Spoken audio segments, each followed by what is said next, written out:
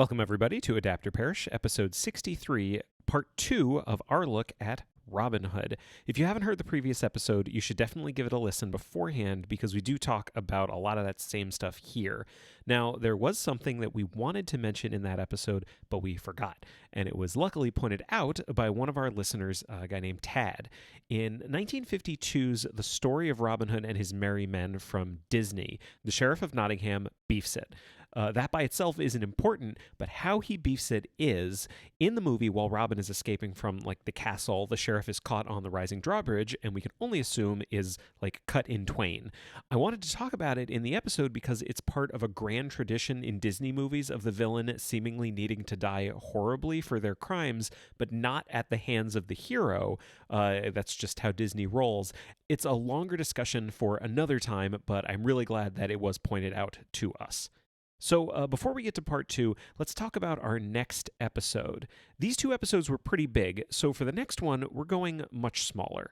Way, way smaller. In 2 weeks, we'll be looking at Mary Norton's classic tale of little people in the walls, The Borrowers.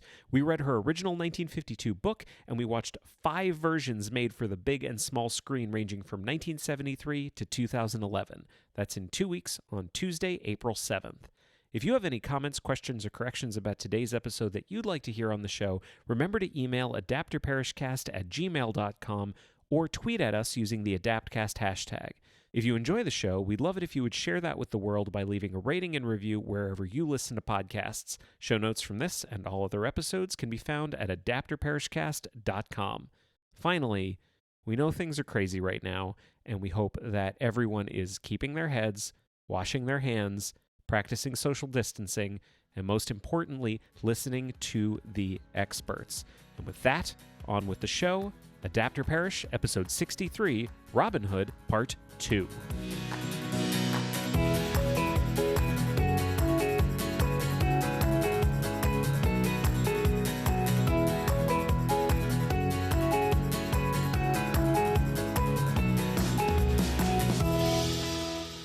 Welcome to Adapt or Perish, a podcast about adaptation. I'm Jeremy Latour. And I'm Arielle Lipshaw, and today we conclude Robin Hood, the 80s through the 2010s. Should I recap a little bit about what we talked about last episode? Yeah, go for it. There's no banter. No. None whatsoever. No. We need to get to it. No banter. This is a serious topic. There's too much. So in the first episode, we talked about so many different Robin Hoods. So we talked a little bit about the kind of early incarnations of the character, like pre-1800s. We talked about Howard Pyle's book, The Merry Adventures of Robin Hood, published in 1883. We talked about Robin Hood, 1922, which was written and produced by Douglas Fairbanks and starring Douglas Fairbanks. We talked about The Adventures of Robin Hood from 1938, starring Errol Flynn as Robin Hood. We talked about The Story of Robin Hood and His Merry Men from Disney in 1952, starring Richard Todd as Robin Hood. We talked about The Adventures of Robin Hood, which ran from 1955 to 59, which was a TV show starring Richard Green. We talked about Sword of Sherwood Forest, which was made by Hammer, also starring Richard Green as Robin Hood, and it was not good. And then we talked about Hammer's next one of their next Robin Hoods that was called A Challenge for Robin Hood from 1967, which starred Barry Ingham, also known as Basil Baker Street, as Robin Hood. That was actually super, super good. Then we talked about a little movie called Robin Hood from Disney that was had animals in it or something like that. Then we talked about Robin and Marian from 1976, starring Sean Connery and Audrey Hepburn as Robin and Lady Marian. So if you want to hear us talk about any of those, you should go download our episode from, at this point, 2 weeks ago. We will not be talking about any of them today. We are moving on to part 2. What are we leading off with? Well, we're going to start off with one. And in order to talk about this one, I want to talk again. I touched on it briefly at the end of the previous episode, but I want to talk about again, kind of where we decided the split was. Really, everything we talked to up until this point was either a pretty faithful kind of middle of the road adaptation in terms of the story. Even something like Robin and Marian that makes changes and shows his later life, it really makes the assumption that oh no, he was Robin Hood. All that stuff happened. Yeah. It happened the way you expected. Nothing was really unexpected or made changes to the mythos. But really starting in 1984 with our next one, Robin of Sherwood, which was a TV show that ran on BBC, the creators really started to take a lot of, I'm going to call it liberties with the text, even though there is no one original text. Yeah. Like the big exception in the first episode was a challenge for Robin Hood, the Hammer one that we liked a lot. But even that one was kind of an anomaly at the time. But then once we hit the 80s, it's kind of like, oh no, we need to reinvent. We need to reinvent. We need to add things. We need to update things. I like to call this Robin Hood, the eyeliner years. Does he wear a lot of eyeliner? Oh, you're talking specifically about this one. No, I mean... I thought you meant the last 40 years. The last 40 years, he wears eyeliner in more than he doesn't.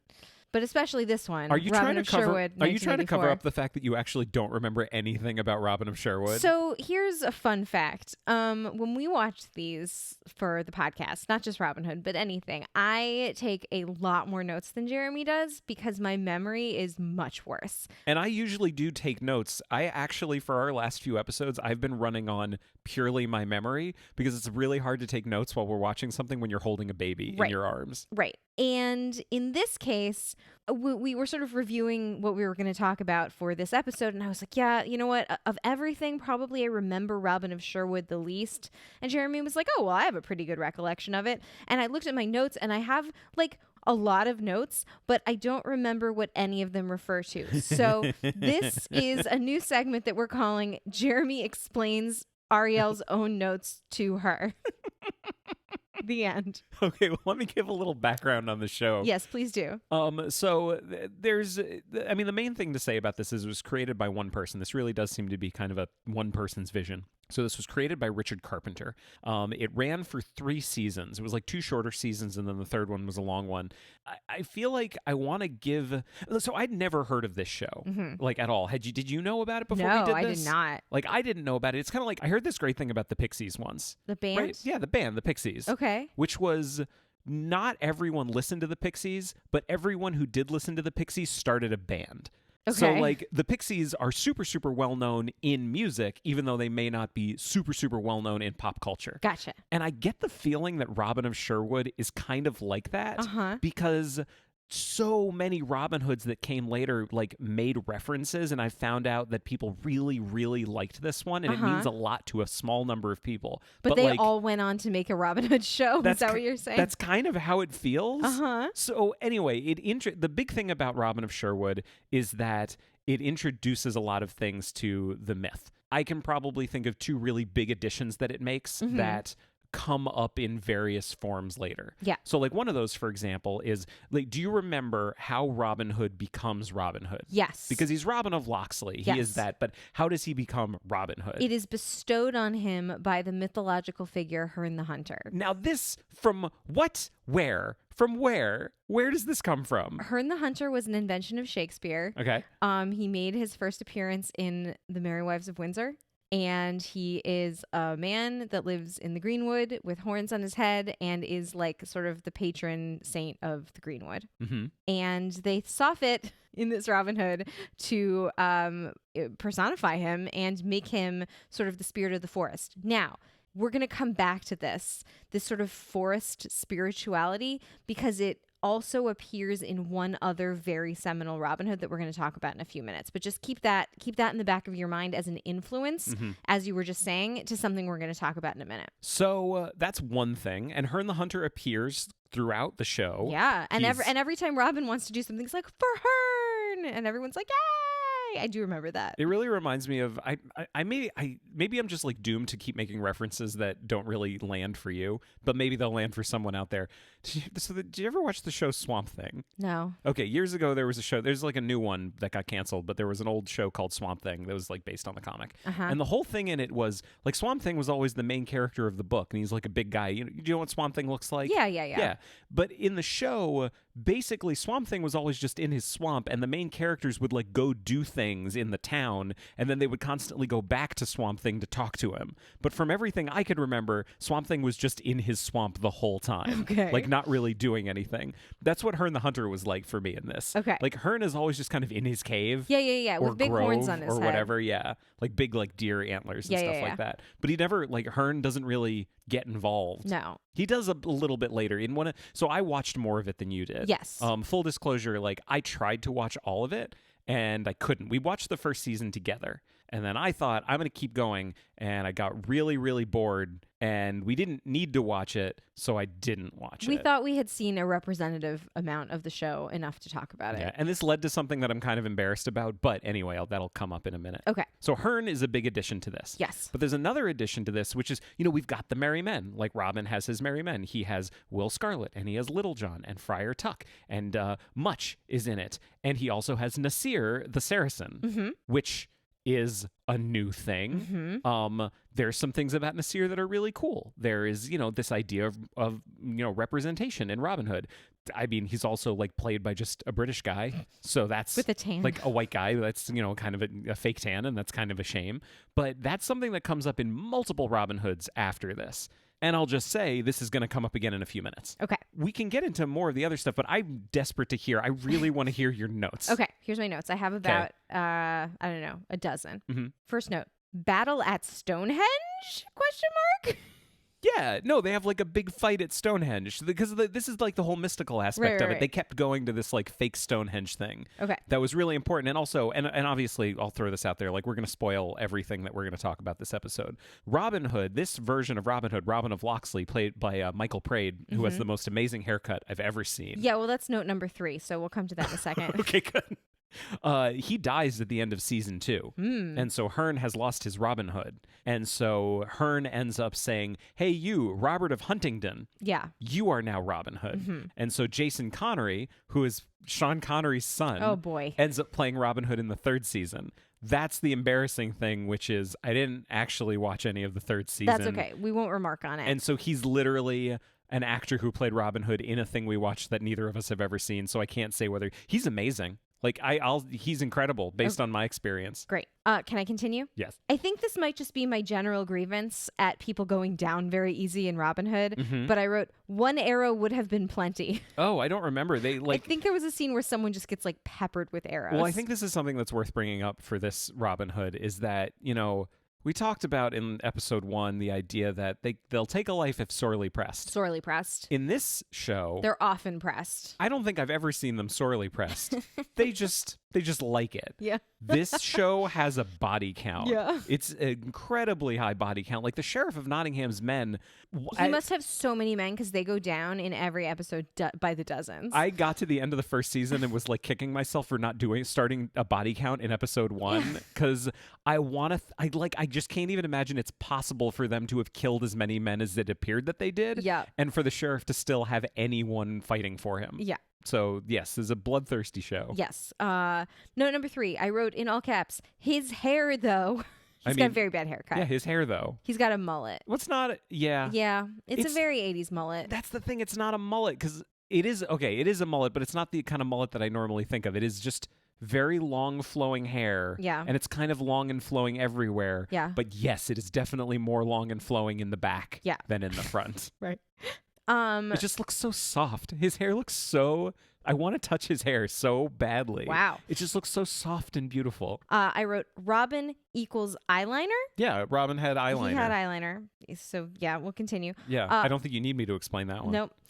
Little John is enthralled to Satan. Yeah, no, that's the thing that happens. So, like, in the whole first episode, there's, like, so the Sheriff of Nottingham is the bad guy for, like, most of the show. Yeah. Like, we meet John and we meet Richard. Richard was played by John Rhys Davies in one episode, and he turns out to be kind of an asshole. Oh, yeah. Well, and that's the thing that the show does, where, like, Robin isn't fighting. So, like, in the original stories, Robin was fighting on behalf of himself, and then in some stories, he's fighting on behalf of the people, and then in a lot of stories, he's fighting on behalf of Richard the Lionheart. In this one, he's fighting on behalf of Hearn the Hunter, because he can't trust anyone. Yeah. Like, no rulers, not Richard, not any of them. Yeah, they're It's all jerks. all about Hearn the Hunter. So the main villain is the Sheriff of Nottingham. Guy of Gisborne is in it too. I want to talk about their kind of dynamic in a minute. But one thing that's important in the first episode is that there is like a secondary villain, like a villain of the week, who is definitely a Satanist in some form. And Devil worshiper. We meet Little John because he is in this guy's thrall. Yeah. And he sends him, like, we get that famous scene where Little John meets Robin Hood and they have a fight, like, over a river. In this one, it happens because Little John is bloodthirsty and possessed. And when Robin Hood beats him and dunks him in the water, he like washes off the pentagram that's been drawn on his chest. And Little John's like, "Oh, I feel much better, and also I'm just kind of fun now, and I'm your friend." And he's a real big guy. He's great. I loved Little John in this. Yeah. So that was the thing that happened. We haven't really talked yet about whether we liked this show or not. We will. Let's keep going through your notes. Let's keep going through my notes. I got a few more. There must have been a sexy nun at one point because I wrote down, "My child, someone told you about the chastity, right?" Did Marion Marion went to hide at the nunnery, if I recall correctly. I think so. Yeah. I don't remember that. She was being sexy and a nun. Oh, because she was like making out with Robin, like in front of the nunnery. Yes. As he like dropped her off because she went there to be safe. I think so. Yeah. I wrote, "Even his horse is evil." I don't know whose horse that was. I think it was like the bad guy in the first episode. Yeah. Like he was all evil and dressed in black, and his horse was like evil and dressed in black. Yeah. I wrote down, "I will not have Jews in Nottingham." This show, I don't remember that line, but I do know that in the second season there is an episode that's very steeped in like Jewish mysticism that you didn't watch. Yeah. So I feel like this is a show that is willing to talk about, like Jewish people. Yeah. Who, we were a thing then. Right. And then I think this is about Guy of Gisborne because I wrote assistant to the Sheriff of Nottingham. This is beautiful. This is such an amazing segue. That's incredible. Guy of Gisborne is basically Sir Gareth Keenan. Right. Or I guess Sir Dwight Schrute.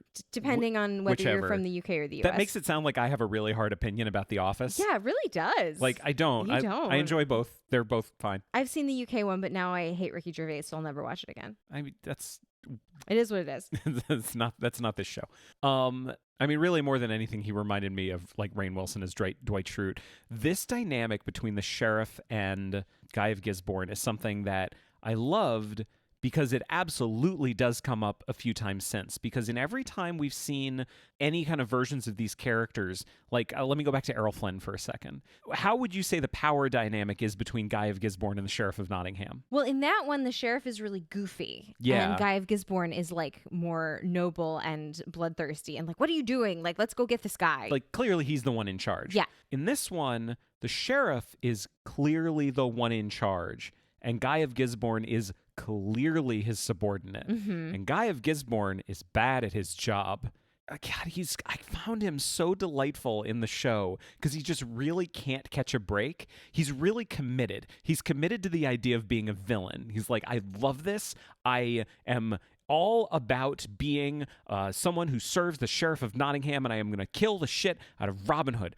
Only problem is I'm really bad at my job, so I can never really get that done, and the sheriff is going to yell at me a whole lot, and I just really respect him so much, though. Yeah. And I want to be in charge, but I can't because I suck." Yeah. They were super fun. And the Guy of Gisborne was Robert Addy, and the Sheriff of Nottingham was a guy named Nicholas Grace. I loved the Sheriff of Nottingham. He was so overt and so over the top and so angry all the time. He was really fun.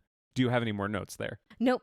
We have come to the end of my notes and also potentially the end of my recollection of this show. I have many more notes on everything else we watched. This was the one that, for whatever reason, did not stick in my brain all that well. So I'm just going to go through a few things that stuck out to me. Okay. I'll try to rattle these off. The cast I thought was really, really good. I thought it was a super strong cast. There were some standouts on there. Clive Mantle as Little John, super, super fun. I really enjoyed him in this. Ray Winstone played Will Scarlet. He's like a baby Ray Winstone. Okay. Who's like, I mean, he's the heavy now in everything that he's in. And he was just like a kid in this. This was like a super angry Will Scarlet. Do you remember how angry he was all the time? I do remember that. Like really, really, really angry. Super grumpy. Phil Rose's Friar Tuck was great. Mark Ryan as Nasir was not. I mean, Nasir was basically the silent character. Maybe this is actually a good time. Should we take a little visit again over to Ariel's History Corner? So I mentioned that Nasir is a Saracen. Yes. Do you want to give any kind of background on what that is? Because it is going to come up again. Okay. Richard the Lionheart, was very into Crusades, which was when they stomped all across Europe to get to the Holy Land to make war with the people that were just living there and trying to mind their goddamn business, because they wanted them to be Christians and they were not. So it was a very bad thing to do. And there were many crusades, but they would just go over there and just murder a whole shit ton of people. But it also meant that this was like the first time that the English were coming into contact with people from the Middle East. And there's lots of references to Saracens. And my understanding is that it is an English word that is used to describe basically anyone from that area of the world. No one would describe themselves as a Saracen. They have much more nuanced ways of like saying, okay, well, he's, from this place and I'm from this place. But to the English, everybody was a Saracen. That's my understanding, unless they were black, in which case they were a Moor. But you could be a Moor and a Saracen. Yes. And I think the thing to remember is that not only were English people going over there, but sometimes they were bringing people back with them, whether willingly or unwillingly. So that meant that there were people from the Middle East in England at this time. The end. That was a wonderful trip to Ariel's History Corner. I don't know how accurate any of that is, but that's my understanding. I mean, here's the deal. I feel like you did more research than some people did who were making these movies and shows. That's entirely fair. So I'll take that. So we have Nasir. He's the Saracen. He's not much of a character. He's fun just by being there. Well, he was the sheriff's archer, right? He worked for the sheriff. He worked for the bad guy that put Little John in a thrall. Right. He worked for the sorcerer. Yeah, and then when Robin Hood killed the sorcerer, Nasir was like, "Oh, I'll join you. I You respect seem you. fine." Yeah, and remember I am a good fighter, and also I have fake tanner on. Yes. Because I am white as the driven snow. And a lot of eyeliner. Super a lot of eyeliner. He had a lot. We do have, I mentioned Michael Praed as Robin of Locksley. Mm-hmm. There's a lot that I like in this show. Okay. He's not really one of the things that I like. Yeah. What did you think of him in this? As I think we've already established, entirely forgettable, except for his eyeliner. I feel like the show had a lot to say about a lot of things having to do with Robin Hood. I feel like it didn't actually know what it wanted to say about the character of Robin Hood, because he never felt like one character. Like, sometimes he's this very driven man on a mission. Herna's my co-pilot. Like, he knows what his mission is. And that is his focus, and he is totally humorless and completely devoted. And then in some episodes, he's like the Robin Hood we always think about with his merry men. Like, he doesn't really wear that many costumes and stuff like that. He's not super fun, but sometimes he has a laugh.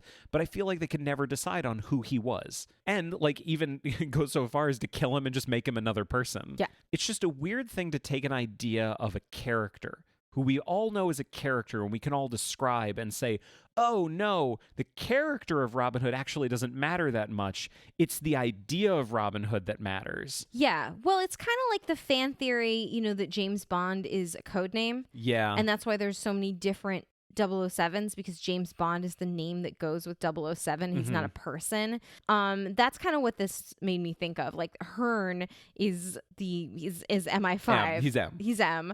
And he keeps bestowing this title of Robin Hood on different people, but there's no one person. It's like the Dread Pirate Roberts. That's another example of this thing, right? So, yeah, I would say so. So at the end of the day, like, I enjoyed the show. I think we had a lot of fun watching some of it, and it's not a lot of fun watching other parts of it. Michael Praed didn't really do much for me. The last thing I want to talk about before we move on is the tone of the show. I think it was the thing that I enjoyed the most sometimes, but I think it was the biggest problem for us. Yeah. The tone of this show, so weird. Yeah. And the best thing that I can talk about to describe the tone of the show is the music of the show. Okay. So the music was done by a band. It's not a composer, it was a band. It's a band named, and I hope I'm pronouncing this correctly, Clannad. Clannad. Yeah. They're an Irish band. Like an Irish, yeah, like prog rock kind of thing. Prog rock, like very 1984. If anyone... Synth rock. Well, if anyone wants to know what they sound like, because I can't really play any of them right here, the best thing I can say about them is that for a period of time, Enya was in Clannad. Yeah.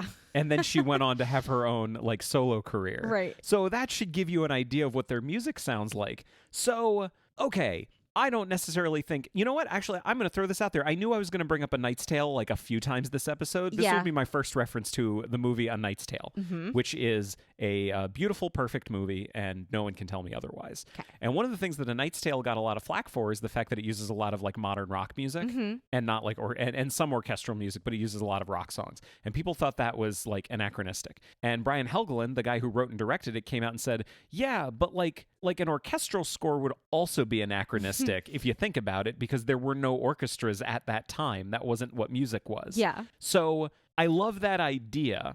And I respect the fact that they said, you know what, we're not gonna do just your basic orchestral score. We're gonna get a score that's really trying to say something that's very unique. And sometimes it works, and it gives the show this really kind of ethereal quality that fits in with the kind of mystical thing it's going for. The problem is, I feel like they only recorded 3 tracks for the show, and they just reuse those 3 tracks over and over again. Yeah, like a happy track, a sad track, and a dangerous track. But the problem was they used the happy track in scenes that should have been sad and dangerous. Yeah, yes. And yes. it like makes everything stop completely. Well, like you said, like the show has like an upbeat, happy tone to a lot of it, except for the part where really a lot of people get murdered all the time. Yeah. Like a lot. Like it's very weird. It's a weird juxtaposition. I think, having seen what we saw of it, I can completely see how it is really, really influential to a small group of people. Yeah. Because it really, I am annoyed that I didn't know about it. I think I would have enjoyed this show years ago. Yeah. But we tried to watch it. I got through more than you did, and then I had to quit. And we never got to see Jason Connery as Robert of Huntingdon take on the mantle of Robin Hood. That's okay. You watched 2 whole seasons. I think you can be forgiven. I watched 1.5 seasons. All right, that's I couldn't fair. really make it through. That's fine. Anyway, Robin of Sherwood, 1984 to 1986. The end. We come now to the year of our Lord, 1991. We have, for 1991, the year 1991 alone was a hot year for Robin Hood. Yeah. We have 3 different Robin Hoods from 1991 to discuss. I think we're just going to jump in with both feet.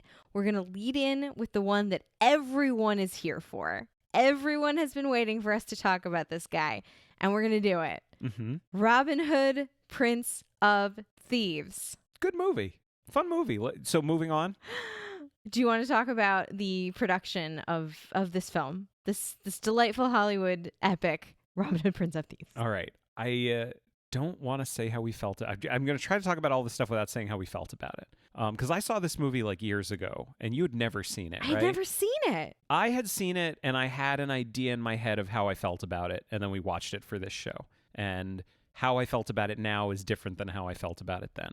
So it was directed by Kevin Reynolds. For those who haven't seen this movie, I'm going to try to paint a picture here. Yeah. So here's another movie that Kevin Reynolds directed. He directed a movie called Waterworld, a little indie flick called Waterworld.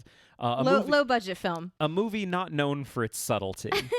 Also starring Kevin Costner, doing an interesting accent. It was written by Penn Densham and John Watson. None of that is important. I only listed for posterity. The most important thing we can talk about is the fact that this movie stars Kevin Costner as Sir Robin of Locksley. Yes. This role won him the Razzie for Worst Actor of 1991. You mentioned jumping in with both feet. Yeah. Like, How do we want to do this? Do we want to talk about the elephant in the room, or do we want to save that for the end? I think we have to talk about the elephant in the room. Okay. For the reason that it's going to come up again and again. Okay. Especially because this man's first line in the movie is, I wrote it down, "This is English courage." But he says it in this way. "This is English courage." Yeah. He's not even trying. Okay, so let's get this out of the way. So Kevin Costner has a terrible accent in this movie. It's abysmal. It's really, really abysmal. No, it's like but famously it's not even abysmal. an accent. He's not even trying. No, but he is, though. That's the thing about it, is like what he's doing is an American accent, but he's doing kind of like a slightly heightened American accent. Yeah, he's kind of doing like mid-Atlantic. Katharine Hepburn? Yeah, Cary Grant kind of thing, where Yeah. like occasionally words will come out of his mouth where you go, that isn't how you normally say that, Kevin, is it? And yet here we are. I found something. This is one of the things I love and hate about the internet, is the fact that the internet can just tell you something. Yeah. And sometimes you don't know if the internet's lying to you or not. So here's a thing the internet told me. Okay. The internet told me that Kevin Costner went into this movie knowing that he was going to do a legitimate English accent. And he was going to work hard at it because it was important. And he hired a dialect coach to help him with his English accent. And then when they were producing the movie, Kevin Reynolds, the director, told him, just do your own accent.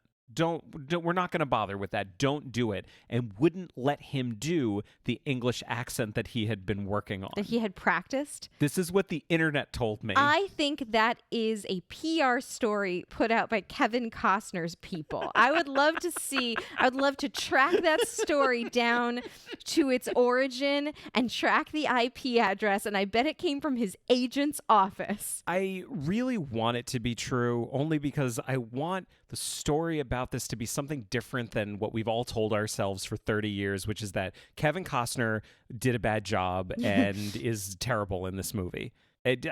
I'm bored of that. Like, Yeah. I'm really bored of it, and I want it to be a better story. But apparently, that's probably the story. It's probably the story. It's probably like I was watching this and I was like, babe, I have bad news. Like, Kevin Costner is not a good actor. And you were like, he is a good actor. He's very good in Field of Dreams. He's very good in many other movies.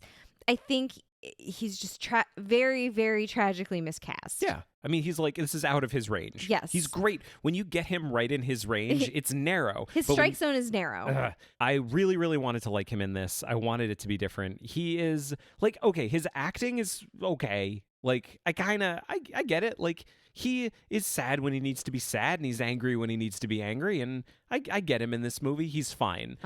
Could there have been someone better in this movie? Yes, I think so. Yes. Well, we were trying to figure out what English or British actor would you have cast in 1991 in this film? And everyone we thought of was either like would have been like a little too old in 91 or like way too young. And I think we settled on Cary Elwes, which is funny. Yeah. Right? He would have been great. He would have been great in the serious role. And we'll talk about him in a minute. 99% of our listeners right now are going like, I know what you're going to talk about. Yeah. So, Kevin Costner aside, I think you're right. The rest of the movie's amazing. Kevin Costner aside. The pure joy and delight of this movie comes from the supporting cast. Yeah. So let's talk about it. So you were talking about in the 1984 Robin Hood that we have a Saracen who is Robin Hood's friend. Mm-hmm. And in this movie, we have a similar thing because Robin Hood is he's on the Crusades, he is in jail, and he meets Morgan Freeman. And they escape together, and Robin Hood saves Morgan Freeman's life, and now he has an onus. So he will follow him back to England and be his friend and companion. I think this is a really interesting game of storytelling telephone. Yeah. Where so the people who wrote Prince of Thieves clearly got this idea from Robin of Sherwood. Yeah. In fact, it was so close. This character was originally going to be named Nassim. Okay. And then they thought, well, no, that's too close to Nasir, so we'll name him Azim. Yes. Like, literally, they got the idea from the TV show. Yeah. And then, like, future movies would get the idea to have this kind of character that clearly they got from Prince of Thieves. So the character just kind of changes over the years, but I feel like it all came from 1984. Yes. But anyway, go on. So Morgan Freeman, how is he in this movie? He is wonderful. Yeah. He is great. He has some good lines. Do you feel like this is I feel like this is the time to actually say whether we liked this movie or not. All right. Okay, let me ask it this way. Okay. How did you expect to feel about this movie going into it? I thought I would not like it. I not only thought I wasn't going to like it, I thought I already didn't like it because I had seen it before and I had always told myself, I let everybody tell me how I felt about this movie. Yeah. And then we watched it again. It was so much fun to watch. Like a goddamn delight. This was a true bad movie delight. It was so much fun. I feel like because we watch so many adaptations on this show, we end up watching a lot of things that are really, really earnest and boring and not very good. So we don't often watch something that's like a fun bad movie. It doesn't come up that often, but this was so much fun. I thought it was just a delight from beginning to end. It was terrible, but it was a delight. I enjoyed it so much. I'd even go so far as to say, like, it wasn't terrible. Like, it was actually way less terrible than I expected it to be. It was actually, I thought, kind of good. Like, surprisingly kind of good. Well, especially coming apart off from its flaws. Yeah, apart from its flaws. Well, especially coming off, because we watched these all, like, pretty much basically in chronological order, especially coming off of that 1984 Robin Hood show, which I just found really boring. It was pretty delightful to have something that had a nice, fast pace and had fun supporting characters and had fun like fight scenes and was just new and different and had some fun stuff to make fun of. I mean, it was basically like, in terms of, let's put it in like theatrical performance terms. Here's what's coming to my mind. Imagine college students putting on a play that they wrote like in a black box theater. It's very pretentious, and some parts of it, are surprisingly good, but like it's a very pretentious kind of piece of theater. And then you go to Universal Studios and see the Robin Hood action spectacular. Yes. You go on the ride. Right, that's essentially the difference. This is Robin Hood Prince of Thieves is basically Robin Hood the Ride. Yes. And it's like, I actually think it works. I talk about, despite its flaws, like despite the fact that Kevin Costner is miscast, despite the fact that Christian Slater as Will Scarlet also has, like, everyone talks about Kevin Costner's bad English accent. No one talks about like Christian Slater's bad English accent, or Michael McShane as Friar Tuck. I was so excited because I remember seeing him on like the original British Whose Line Is It Anyway? And I thought, oh, if any guy can do a British accent, he lived in Britain for a long time. No, he didn't even try. He was just doing an American accent. Morgan Freeman like isn't trying to do a British accent, but he's just basically doing an American accent, like half an American accent. Mary Elizabeth Mastrantonio as Marion. I like her a whole lot. I actually thought she did the best accent of the bunch. Yeah. It was and okay. even hers was okay. Even hers was not that great. So we were talking about the supporting cast. There is one person we have not mentioned whose accent is impeccable. Okay. Who plays the Sheriff of Nottingham? Well, I mean, his accent is impeccable because he's actually British. No, so, I understand. Well, okay, the one British person. But this is the thing. This is the thing I'm talking about, where like, yes, it has these flaws where it has all these people that are not great in it, but here's some things it has going for it. Yes. The tone is fun. The action is tight and fun. I think the music fucking slaps. I think it's amazing. This was the number one. Talk about the music. I was talking about the score, but the music, oh my God. The song from this movie was we've been watching a lot of like Billboard Top 100 hits because the baby likes them for some reason. Like these like Billboard Top 100 montages. Where you can only watch like half of them on YouTube because the rest of them have like copyright strikes against them and everything. It's like 3.5 seconds of every song. Like it's like Top 100 hits of 1992 and the whole video is 12 minutes long because it's so little of each song. This was the number one hit of the entire 1990s. It was on the charts. It was like second only, it was like third to I Will Always Love You and My Heart Will Go On. Like both also songs from movies, weirdly enough. The 90s was a great time for songs from movies. We don't get this anymore. You know what another great song from a movie is? The Three Musketeers movie, the song All for Love, sung by the supergroup of Sting, Rod Stewart, and also Bryan Adams. Amazing. But this is Everything I Do It For You by Bryan Adams. Amazing song. Talk about the music. I remember how happy you were when we were watching the movie and there's like a scene between Robin and Marion and you were like, babe, the music, like in the background, that's the song. Yeah. How they actually worked it in. I was like, yeah, they all like wrote it together. Yeah. Well, no, the dialogue has lines from the song. At one point, someone says to Marion, "Search your heart, search your soul." And I was like, that's the song, though. They brought him in. Like, he worked on this for a while. So anyway, the music, the score, and the song are great. Great. But there is one thing in this movie that isn't just fun. There's one thing in this movie that may be like actually one of the best things to come out of any of the Robin Hoods that we watched. Yes. And that is Alan Rickman as the Sheriff of Nottingham. Yeah. God bless him. Do you want to talk about just Alan Rickman in general? Yeah. Okay, go for it. I'm so sad that he's dead. Yeah. I'm so sad. This is the second episode in a row, I think, where I just got really sad that someone's dead. He's second only to Robin Williams when I think about him and how sad I am that he's not on this earth. Because he's just such a pure delight and such a pure person. I've had a drink. I'm really sad about Alan Rickman. Well, here's the story of Alan Rickman in this movie. Yeah. So Alan Rickman was hired to be in this movie. This was also, by the way, just something you read on the internet. Well, yeah, the internet told me lots of things. Yeah. But, okay, so there's reading something that's like trivia on an IMDb page, and there's reading something on Wikipedia that's actually has like citations That's fair and enough. stuff like that. That's entirely fair. That's entirely fair. One big thing that I loved about the sheriff in this movie is that, again, a lot of this feels like it came from the show Robin of Sherwood, because the dynamic between him and Guy of Gisborne is like basically the same, where the sheriff of Nottingham is clearly in charge. In this movie, the Guy of Gisborne is his like cousin, played by Michael Wincott, who's like an fucking amazing character actor who I love in everything. And Michael Wincott just like can't get the job done ever. And in this movie, what happens is the sheriff stabs him to death because that's the kind of guy he is. Yes. Essentially, my understanding is Alan Rickman was hired to do this, and when they were like getting ready to do it, he was like, "Okay, I want to do this. I feel like I will make a lot of money. I feel like it will be very good for my career. It could even be good."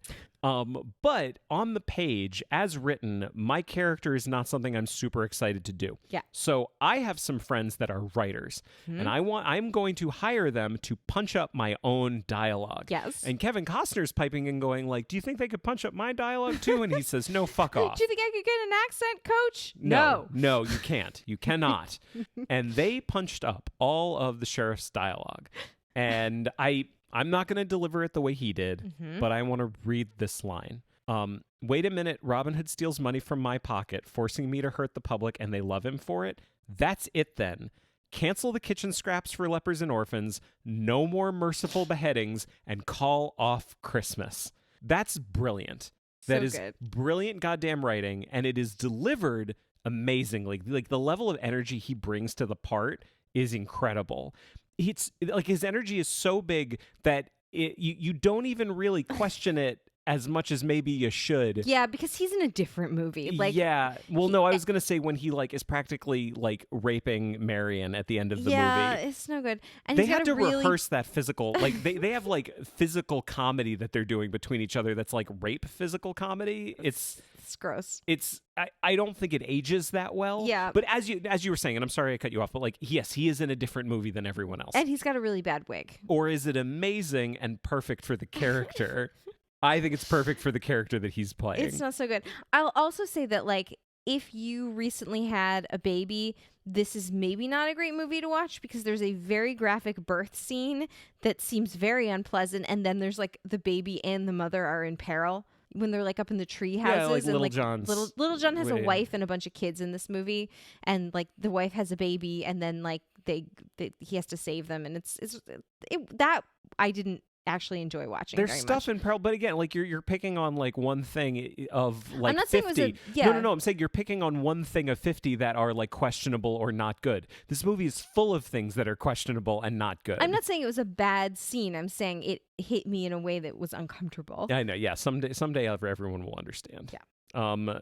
But that's Robin Hood, Prince of Thieves. Like, Don't tell me it's not worth fighting for. it's actually kind of a good movie, and I like it. Can't help it.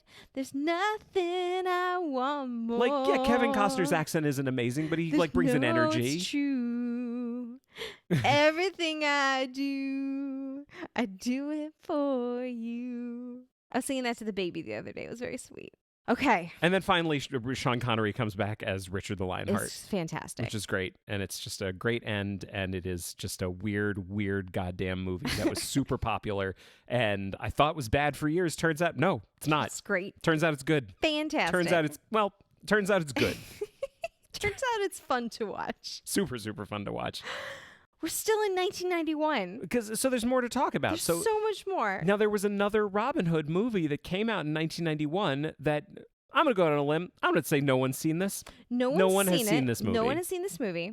I have something to say that might be controversial. What's that? There were 2 movies of Robin Hood that came out in 1991. One of them was actually good. Yes. And it was this one. Yeah, like this is definitely the better one. This movie's very good. Yeah. It's an excellent Robin Hood movie. If you take everything that we've been talking about so far that we enjoy and think belongs in a Robin Hood movie, it kind of has all of them and almost all. And good accent work. Almost. Almost. You've got another Robin Hood that... Okay, no, I actually disagree with you a tiny little bit. Okay. Because you basically have Kevin Costner coming in and playing an Englishman and not doing a very good job. And in Robin Hood from 1991, you have Patrick Bergen coming in. An Irishman. Basically just doing an Irish accent. He's an Irish Robin Hood. Like, this Robin Hood is Irish. Robin Hood is English. Okay. Like, we know this. All right. So I quibble with that part of your thesis. Well, the similarity of this one to Robin Hood Prince of Thieves is that we thought we wouldn't like it. Like, Yeah. we thought it wouldn't be good. We actually kind of thought it was going to be one of these sort of earnest, boring Robin Hoods. In fact, you said, as the title sequence was playing, I wrote down what you said, which was, you didn't like the font. It's all papyrus. It wasn't papyrus, so you're like, I've taken against this movie. I don't like it. And then every note I have after so that is fashionable to be against papyrus yeah. now. And then every note I have after that is totally positive. All of my thoughts about it were pretty much positive. Almost all. I will say, so like, okay, this actually is occurring to me. We really didn't even talk about the plot of Prince of Thieves. Yeah. Like, he's Robin. He comes back from the Crusades and he becomes Robin Hood and he fights the Sheriff of Nottingham and falls in love with Marion. And there's a witch. We forgot to talk about the witch. Yeah, there's like a witch in the tower that works for the sheriff. Oh my God. The scene where Morgan Freeman and the witch see each other is the best scene in the movie. It's great. It's just delightful. He's like, oh, the witch. And she goes, oh, the painted man. And they're both terrified of each other. It's so funny. It's great. And then he runs her through. Yeah. It's really fun. So we've got this we've got the Robin Hood the Ride. And now we have Robin Hood the historical epic. Yeah. Well, this movie had the best exposition about the Saxon v. Norman conflict that I think any version had. Mm-hmm. Like, if you watched the first couple minutes of this movie, you'd be like, this has been explained to me. I understand what is happening here. It's very clear that Robin Hood is a Saxon and he is friends with another lord who is a Norman, and they are both lords, but the Norman lord has more power. Mm-hmm. So if he does something to offend this guy, he is out, which is what happens. But like, he sees himself as being just as high in his own birthright as this Norman guy. The Norman guy obviously feels differently. Right. Can I talk about who's in this? Yes. A little bit. So we have Patrick Bergen, who I already mentioned, as Sir Robert Hood, which is cool. That's a cool interpretation of the character. Mm-hmm. It's really close to Robin Hood. Not Hood, but Hood. Right. But then he becomes Robin Hood, and they never explain why. Right. Now, he becomes an outlaw because there is a scene that happens earlier in the movie where the movie starts with like a huge group of people hunting someone who's killed a deer. Remember that? Yeah. And like hunting him through like the wood, the forest and everything. And they're about to kill him. And then Sir Robert Hood comes out and says like, no, I'm a lord. This is my land. Like blah, blah, blah. You can't hurt this guy. And the person he's talking to is Sir Miles Falconet, who's basically Guy of Gisborne. Yeah. Played by Jürgen Prochnow. Yes. Who is a German actor doing a French accent. Which is always interesting. But it is very clear that he is not a native English speaker. Yes. This is really important, and I like this. He is basically reporting to the other lord that you were talking about, like Sir Robert is friends with this other lord, who is the Baron Roger de Guerre. Yes. Who is played by, I want to pronounce his name right, Jaron Krabbe. Okay. Who we all know from The Fugitive. He's the one who switched the samples so he could have Provasic. Like he's the guy. He's great.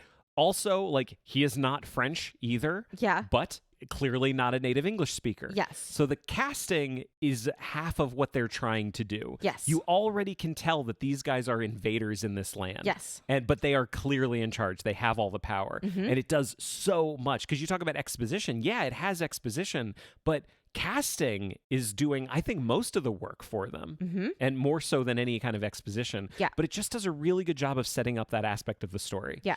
So basically, he protects them, and then you see him having some scenes with the Baron and their friends, and basically they come to a thing where like he has to he has to apologize. Yeah. He just the Baron is like just apologize to this guy who's my friend who likes to hunt with his falcons or whatever. Yeah. And he's like, no, I won't. And he's like, all right, cool. You are an outlaw. No, that's not what happens. Oh, no. He says, yes, I will. Yes. I will apologize, because what he's told is if you apologize, nothing will happen to you. Yes. I will protect you. And they all come together and he says, I will apologize. And the Baron says, cool. you'll only get one lash. And he goes, wait, fuck you. Yeah. You said nothing was going to happen to me. Now I'm out. Yeah. I am going am against out? this deal. And that's when he runs, and that's when he becomes an outlaw. Yeah. So he's going to do it, except he doesn't want to get hurt. Right. So he runs with, like, Will Scarlet is, like, his friend. Yeah. And they go off into the woods. And it's the whole kind of thing where, like, it's the thing we've seen in other versions where the merry men already exist in Sherwood. But They just need a leader. Right. And they kind of have leaders. Like, Little John is basically the leader, but they need a better They one. need a better leader. Yeah. And so Robert Hood steps up and he really becomes Robin Hood. And we get like all kinds of scenes where he's basically Robin Hood and they're doing the whole rob from the rich and like give to the poor and everything like that. And so this movie has some things that are really going for it. The action, I think, up until like the end, the end is my only real problem with the movie. I think the action kind of falls apart. And there are some action scenes that aren't very good. But up until then, it's very, very good. I think Patrick Bergin is really compelling and charismatic. I think the Merry Men are really compelling and charismatic. The casting is excellent in terms of setting up the difference between the Normans and the Saxons. Is there anything else that's big and important that you think is important to talk about in this version of Robin Hood? Yes. What is that? Wimples. Go for it. There's go for so it. many wimples in this movie. It's fantastic. The costumes are really good. Lots of wimples. If you want to hear my thing about wimples, listen to episode 1. Going a step That's further. actually a minor thing. Okay, I was going to say, going a step further, who is someone we see wearing a wimple? This movie had my favorite Marion. Of all 16 or 17 versions that we watched, this was my favorite. This is really saying something. Marion in this movie is portrayed by a very young Uma Thurman. Mm-hmm. She was so good for several reasons, which I am about to expand upon. One, I really liked how feisty she was. Like, she seemed realistically feisty and not like, I'm so cool and I'm going to do all this stuff. She was just like, no, this is who I am. This is what I'm doing. This is what's happening. And you guys are all jerks. You jerks. So I really like that about her. She actually reminded me a lot of Buttercup in The Princess Bride. Oh, yeah. Yeah, I mean, first of all, she was kind of styled in the same way, but like her sort of general attitude was similar for me. So 1, I liked her when she was a girl. 2, Marion tends to dress up as a boy quite a lot in all of these different versions. She was the only one where her boy was believable to me. I could believe that she was a boy, and I could believe that Robin Hood was fooled into thinking that she was a boy, which also, like, half the time when Marion dresses up as a boy and Robin Hood is fooled, it just makes Robin Hood look kind of dumb because she's clearly not a boy. But in this one, she had that sort of awkward, gangly, like, teenage boy thing going on, and I really liked it. Second of all, or maybe third of all, the part where Robin Hood discovers that she's not a boy, and then they bone. If you're any of our parents, skip ahead 30 seconds. The scene of like a man having sex with a woman dressed as a man, that did something for me. I liked it. I enjoyed it. I think maybe some of you out there will enjoy it as well, because I hear from you sometimes. We have people in this world that like the same things we like. That's all I'm gonna say. The moment in the movie where she like kisses him, but he hasn't figured out yet that it's Marion. He's like, oh. It's great. Yeah. It's just a great little moment. Because the thing about it is like I didn't get a feeling of like gay panic from it. No, he was just like, oh, that was surprising. Oh, you're a child. I thought it was a great moment. I really enjoyed it. This was also like the only Robin Hood, I think, with a mustache. Just like a mustache. Just a solid. Just a like manly the mustache. thing is, I feel like there's different types of mustaches, and this was what I would probably dub like 100-yard mustache, where like from 100 yards away you would go like, oh, that man has a mustache. Yes, a manly medieval mustache. Like Errol Flynn had a little mustache, but like he was very fine. Yeah, very that's fine, like a pencil little. Thin mustache, and he had a little chin beard too, I think. Yes, yeah. No, he definitely this is did. Just a mustache. No, Patrick Bergin's mustache is definitely a 100-yard mustache. Yeah. I have coined a phrase. Good, I'm glad. And so finally, this movie also did something with a plot point involving Marion that I really appreciated. So Marion is to be wed against her will. Was it to Guy of Gisborne? Well, like, yeah, this movie's Guy of Gisborne. This movie's version of Guy of Gisborne. Yeah, Sir Miles. Because she is the ward of the guy that's Robin's friend in the beginning and then kind of turns against him. Ward or niece or something like that? Ward, niece, whatever. Yeah. Does not really matter. Yeah. Someone knows this movie really well Yeah. and immediately went, just like, Jeremy, shut the fuck up. It's Ward. She's right. Don't interrupt her. Whatever.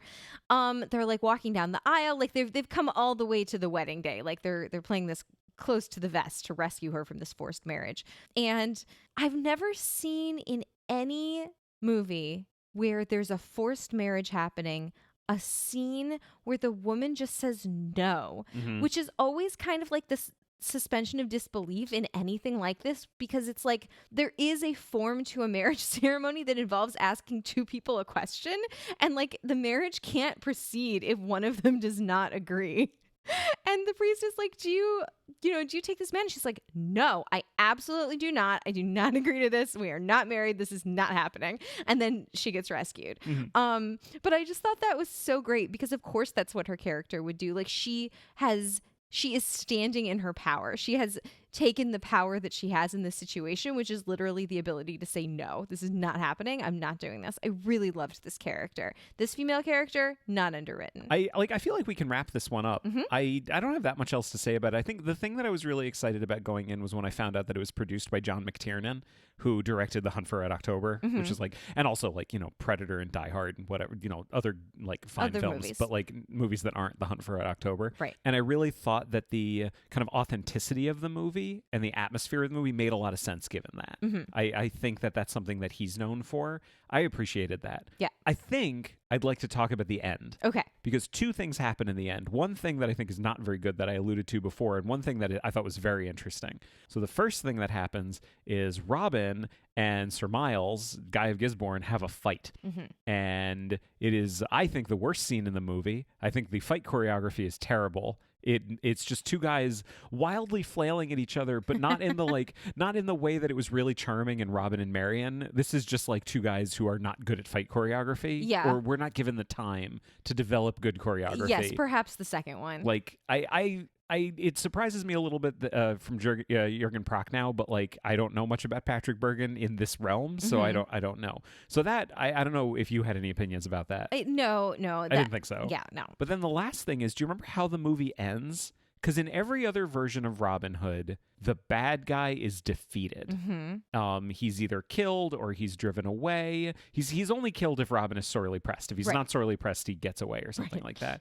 But in this movie, this is the only one that I can think of where the end of the movie is peace being made between the Saxons and the Normans. Right. Because the whole thing is like Baron de Gere, this movie's Sheriff of Nottingham, he basically says like, well, Robin, if you're in love with Marion, because she's a Norman, right, and he's a Saxon, right, this could actually unite Normans and Saxons and we could end this fighting. Right. I'm sorry that I outlawed you. Let's be friends. And the movie ends with like Robin and Marion getting married and also now peace between the Normans and the Saxons. It's great. Which is, I mean, like, it's interesting. Yeah. It definitely stuck with me. I applaud them doing something like that. It's just, this movie ended up being so much more interesting and fun than we expected it to be because we knew nothing about it. We knew nothing about it, and we thought it would be bad and boring, and it was really wonderful. I remember about halfway through turning to, because we watched it right after Prince of Thieves, and just going like, is this movie like just a much better movie than Prince of Thieves? And like, yeah. Maybe it's not as much fun. Yeah. But it's like, it's a better movie. It's a really good movie. So we enjoyed this one a lot. We did. It was a nice little surprise. Mm-hmm. Moving on.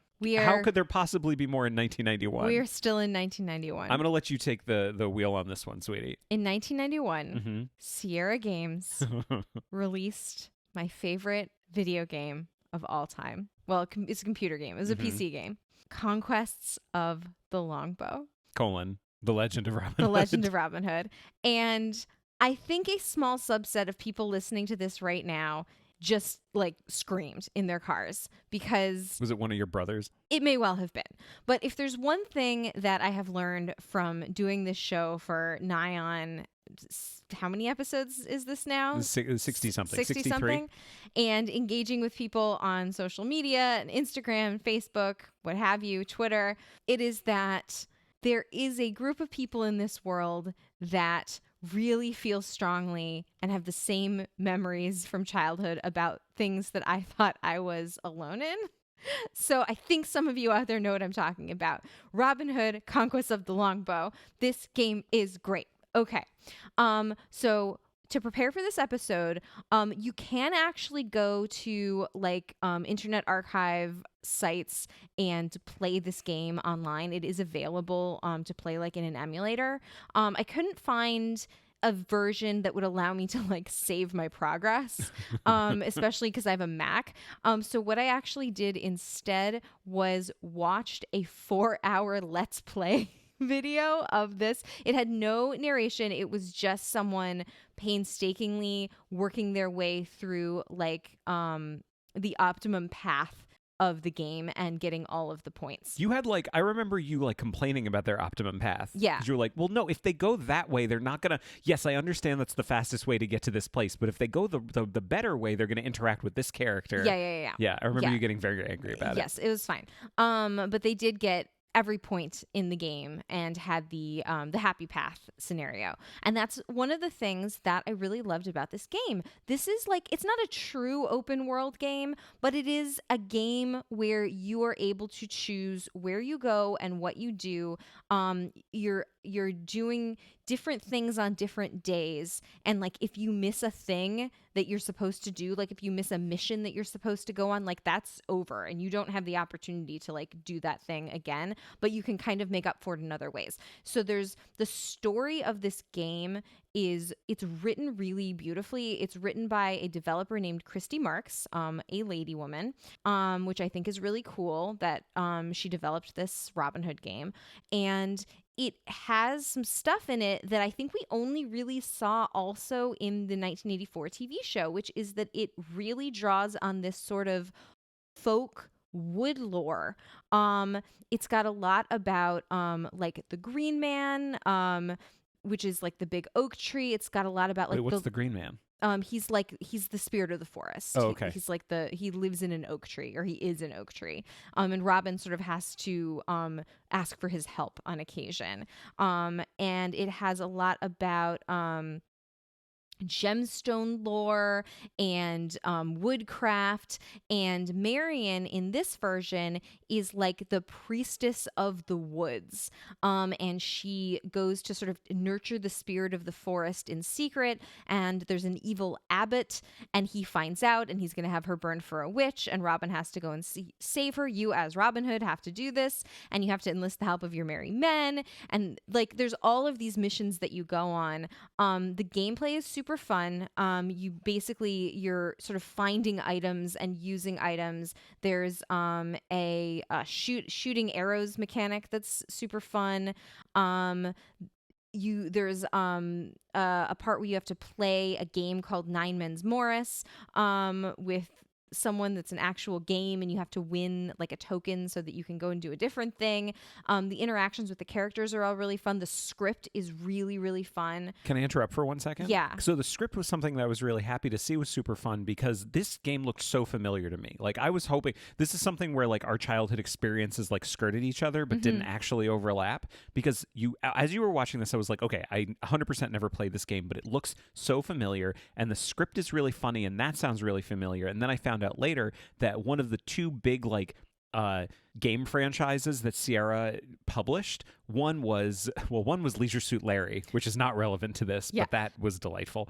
But the other was King's Quest. Yes. The whole King's Quest series. And when I was a kid, I would go over to a friend's house who had King's Quest 5, and we played that all the time, and it was super funny, and there was lots of little like Monty Python references in it and stuff. Turns out that like King's Quest 5 was the basis for Conquest of the Longbow. Gotcha. That's like it was like the same engine. Exactly. So I thought that was delightful. Yeah, that's awesome. So yeah, this is a really good game. I recommend anyone play it. You can. We should link to that Let's Play that I watched, because that was really good and fun to watch. Done. I don't know if you're going to get anything out of it if you didn't play the game as a child, but maybe you will. This is my favorite computer game of all time, and I'm really happy to have the opportunity to talk about it. Thank you for coming to your TED Talk. Thank you for coming to my TED Talk at the end. Shall we move on? Yeah, let's do that. So we skip ahead 2 years, and we get to a movie that is This happens so often. This is the fourth Mel Brooks movie that we've looked at. At least. Yeah, because we did Producers, Young Frankenstein, Dracula Dead and Loving It, Yep. and now Robin Hood, Men in Tights. We said we were doing Mel Brooks, and this is happening. Yes. We could get into talking about the movie, and this happens with Mel Brooks all the time. Like, let's definitely examine every single joke in the movie to make sure that's never funny again for anybody. Let's not do that. Okay, so let's not do that. So I have a couple of questions for you. Okay. Here's really my big question. Yes. Because when was the first time you saw this movie? Oh, I don't know. I must have been like 9 or 10. And how many times do you think you've seen it? Do you want to know a funny piece of trivia? What's that? This was the first movie that I ever watched on Netflix streaming. Mm-hmm. And I remember thinking, I had my iPad and I had Netflix on my iPad. And this was years ago because this was generation 1. I was an early adopter of the iPad. And I remember thinking, oh my God, it's the future. I can just open up this application and watch any movie that I want to. I don't have to wait for them to send me DVDs and I don't have to like pirate it illegally from somewhere. I am legitimately just watching Robin Hood Men in Tights because I fucking want to. Mm-hmm. And that was a big moment for me. So that should give you some indication of how often I've seen this movie. That was the movie I chose to watch in that seminal moment. So now I have 2 other questions. Yes. How many times do you think until now you had ever seen Errol Flynn's The Adventures of Robin Hood? Not as many times as this. Like how many? A couple? Like 2 or 3. 2 or 3. How many times had you seen Robin Hood, Prince of Thieves? I had never seen it before. What was your experience like watching The Adventures of Robin Hood and Prince of Thieves and then watching Men in Tights again? I mean, it certainly made it hard to take some parts of the first 2 movies very seriously.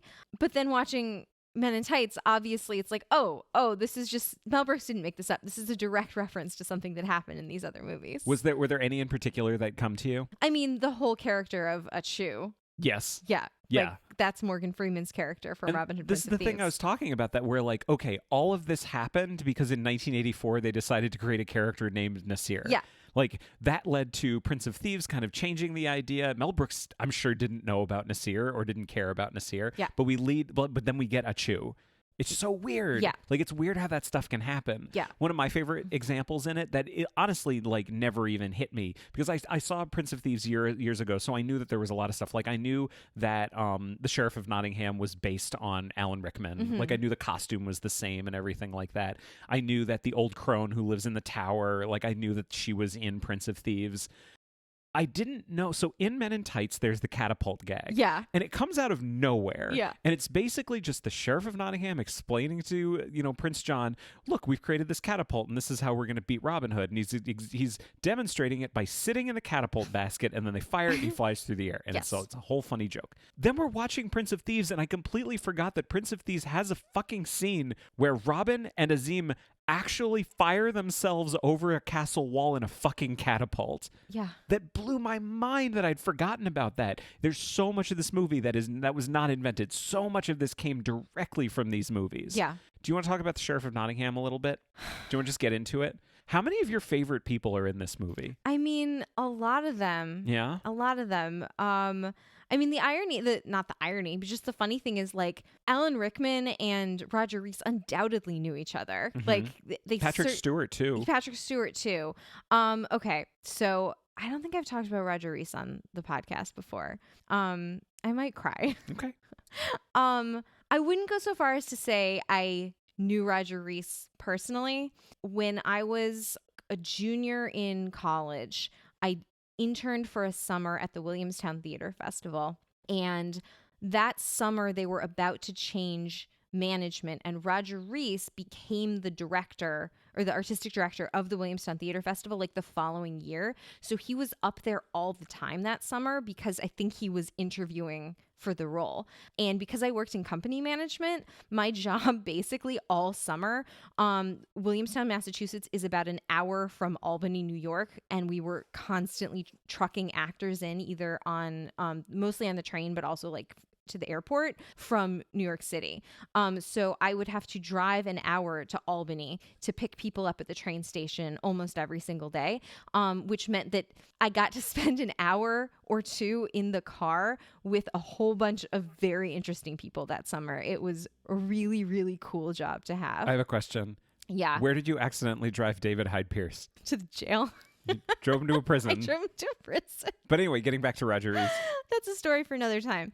So Roger Reese, I spent probably 3 or 4 hours in the car, just him and me. And he was so lovely. I have never met a kinder person in my life. There was no reason that he should have been as nice and kind to me as he was, or as interested in me, or as interested in having a conversation. Like, he asked me questions about what I thought about, like, the theater festival and like the types of plays that they did and what types of plays I thought they should do. And I was like, I think they should do more plays by women. Like, we had all of these really fascinating conversations, and I had seen him in a play called A Man of No Importance, which was a musical like the previous year. And like that musical had just gotten like panned, but I thought it was amazing, and I thought his performance was amazing. So I was like so happy to have the opportunity to talk to him about that. And like,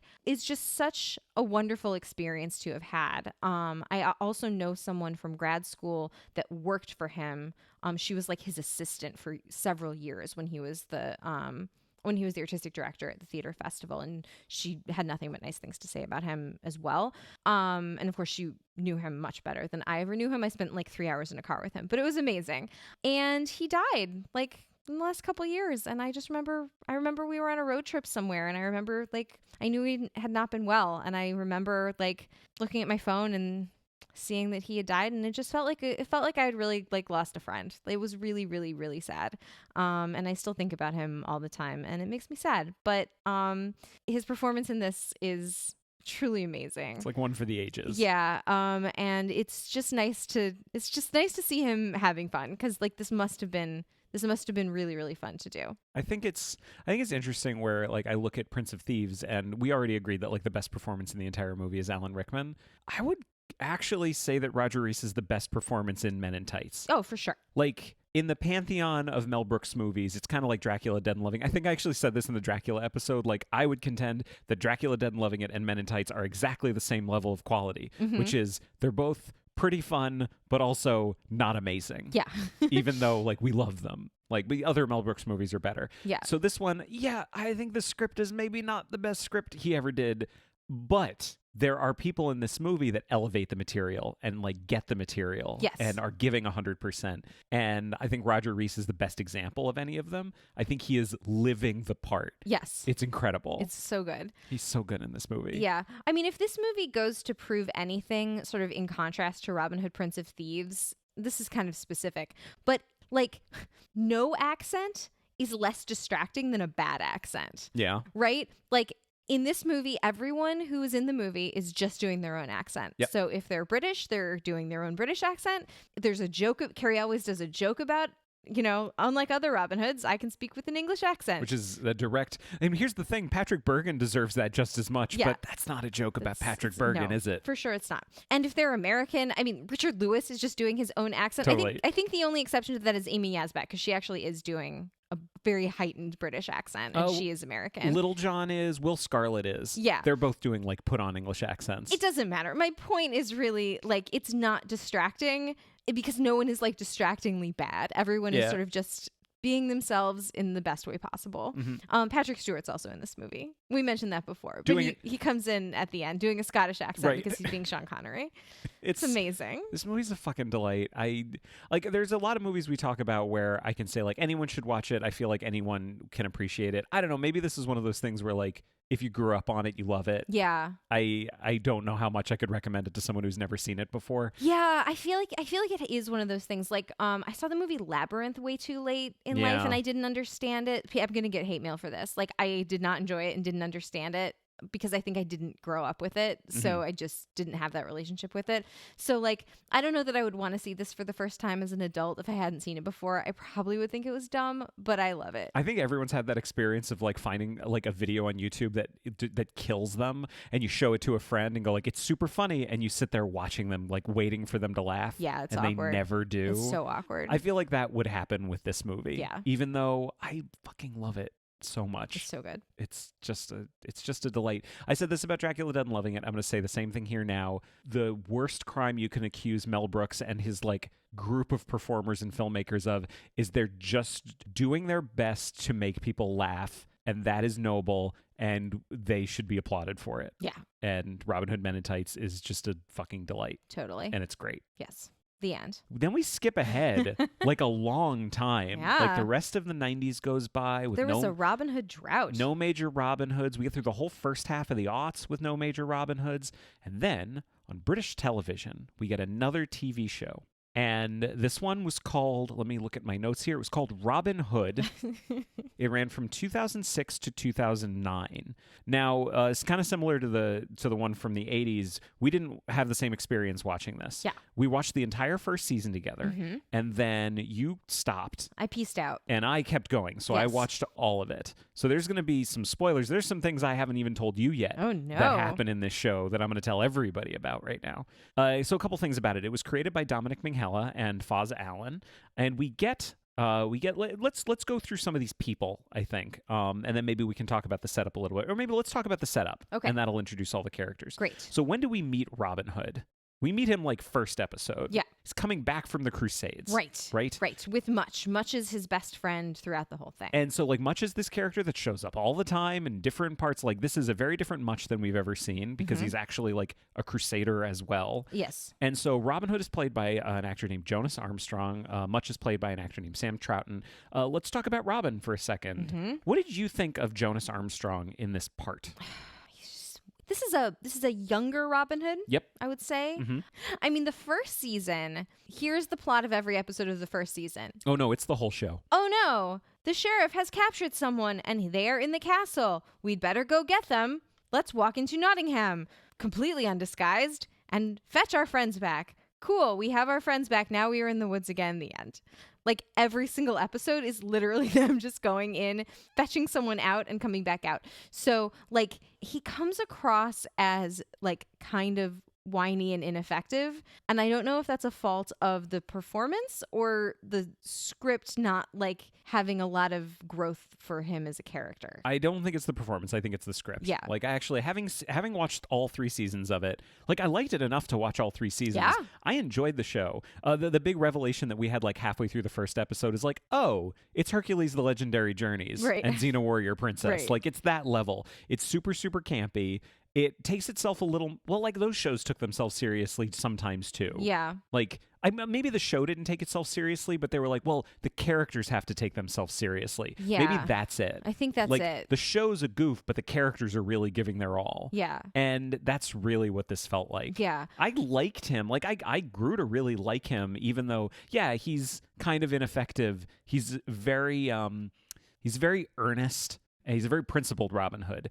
And more so than a lot of other Robin Hoods, he's like, no, we rob from the rich to give to the poor. It's not just about saying that. They have like an entire system that you learn about for how they redistribute the gold Right. like to the people. Right. They keep like going back to the same village over and over again. Yeah. So, because that's Locksley. So he comes back from the wars and finds that guy. So Guy of Gisborne is a really major character in this. Guy of Gisborne is Richard Armitage. And he's like the sheriff's henchman. Well, this is super, super similar to 1984, where the sheriff is like clearly the guy in charge, and Guy of Gisborne is his clear subordinate. Yes. Their relationship's a little bit different because Guy of Gisborne, I wouldn't say he's really goofy in this show, No, he's not goofy. but he is ineffective. Yeah, he's very ineffective, but Robin comes back from the Crusades to find that Guy of Gisborne has like taken over Locksley Manor. Yeah. And is like now in charge of all of his peasants, which Robin doesn't agree with. Yeah, him and his mullet. Yes, and the reason we know it's Locksley Manor is because every single time a location change happens on this show, there's a subtitle that like whooshes in with an arrow, and literally every single time you think someone just like got shot in the back out of nowhere. I really grew to hate that a lot.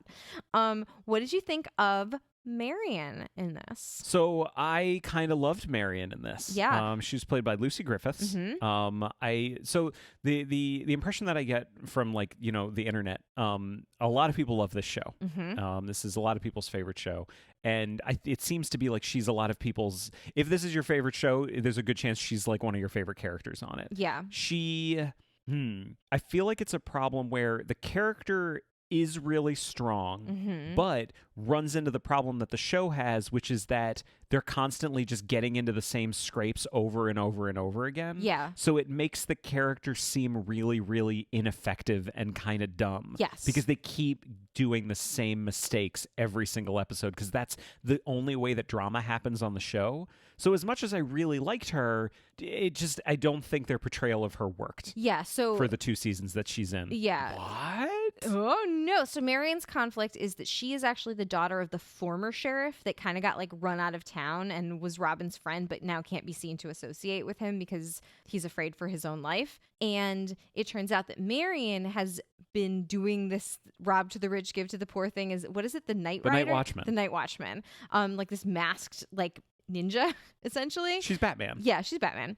That she's been doing for years, and her father hasn't found out about it. And she's like, I feel really torn because like I want to do more, but my father wants me to do less, and I don't really know what to do. And now I have to get engaged to Guy of Gisborne to kind of keep up this like pretense of what's happening.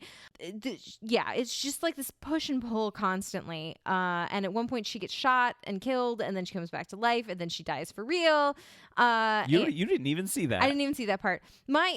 So Guy of Gisborne runs her through. I was complaining about her hair, makeup, and wardrobe the entire time.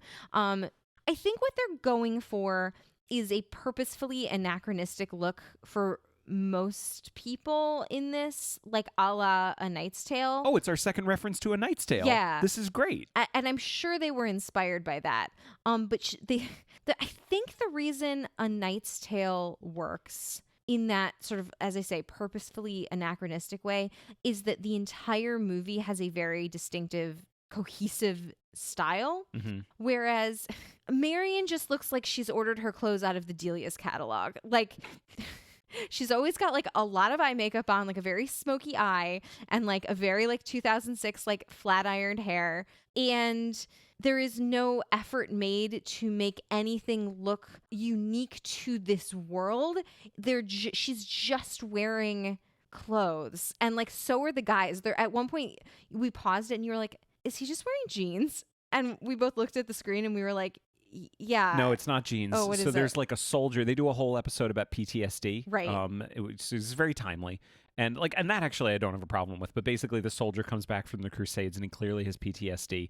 And it turns out he's actually kind of like a ninja and got trained. And he shows up at the end, and he is stripped to the waist in camouflage, like combat pants, like cargo pants, and like combat boots. Yeah. And it's got belt loops and a leather belt. Like there is nothing about what he's wearing that makes you think, like, certainly not like 1190. It doesn't even make you think like 1990s. Yeah. It's like this was from today. Yeah, and any given freeze frame of this show, you would be forgiven for thinking it was like a modern show. Yeah. Yeah. Like Robin Hood's hood, he just has like It's a hoodie. a hoodie. Yeah, it looks like Arrow. It looks like, which I've not seen, but I've sort of been in the room while you were watching it. Yeah. And that's just what it looks like the whole time. I mean, essentially. I don't want to complain about it too much because, like, I think And yet here we someone are. that worked on this show would go, no, that's what we were going for. We were trying to modernize the medieval look. But I didn't like the way that they did it. I'm not saying everything has to be 100% period accurate all the time. I just thought it was, like, kind of half-assed. Well, it's inconsistency. It's inconsistent. Is your problem. That's right. Well, let me ask you this. Does this represent the most inconsistent costumes of any Robin Hood that we watched? No, we're going to get to it. Okay, so we'll hold off on that for a little bit. Can I talk about the 2 characters that I liked the best that we have not mentioned yet? Yes, you absolutely can. 1, Sheriff Billy Joel. Okay, that probably needs some explaining. so we do have the Sheriff of Nottingham, Yes. Whose name is Vasey, and they call him that all the time, and it's just delightful. Uh-huh. This is an actor named Keith Allen. Uh-huh. Why?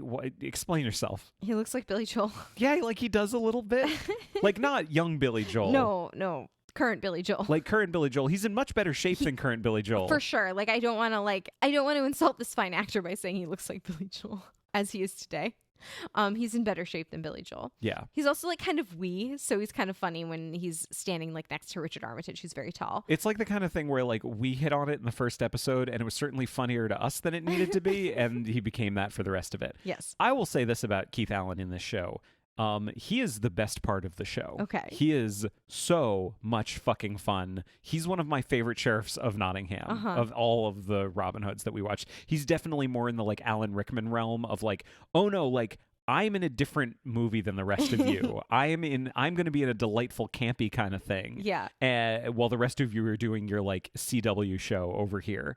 But yeah, Sheriff Billy Joel. Sheriff Billy Joel. And then this series actually does have a strong female character that I really, really loved, who is not Marion. Mm-hmm. It's Jack. Jack, you say? DJAQ. Huh? So Jack is introduced in the first season. Jack is a Saracen who has been kidnapped from, the Holy Land and brought over with some other Saracens to be slaves. And Robin Hood helps him, as he thinks, escape. And then there's sort of like this sort of general one by one, everyone sort of realizes that Jack is a girl. And by the end of season 1, Jack is just a girl. Like everybody knows that Jack is a girl and it's fine. And Jack is a member of their band. And Jack has a lot of knowledge of like medicines and poisons and like modern technology because obviously she comes from the Holy Land where they were more advanced in these things. Mm-hmm. She's just awesome.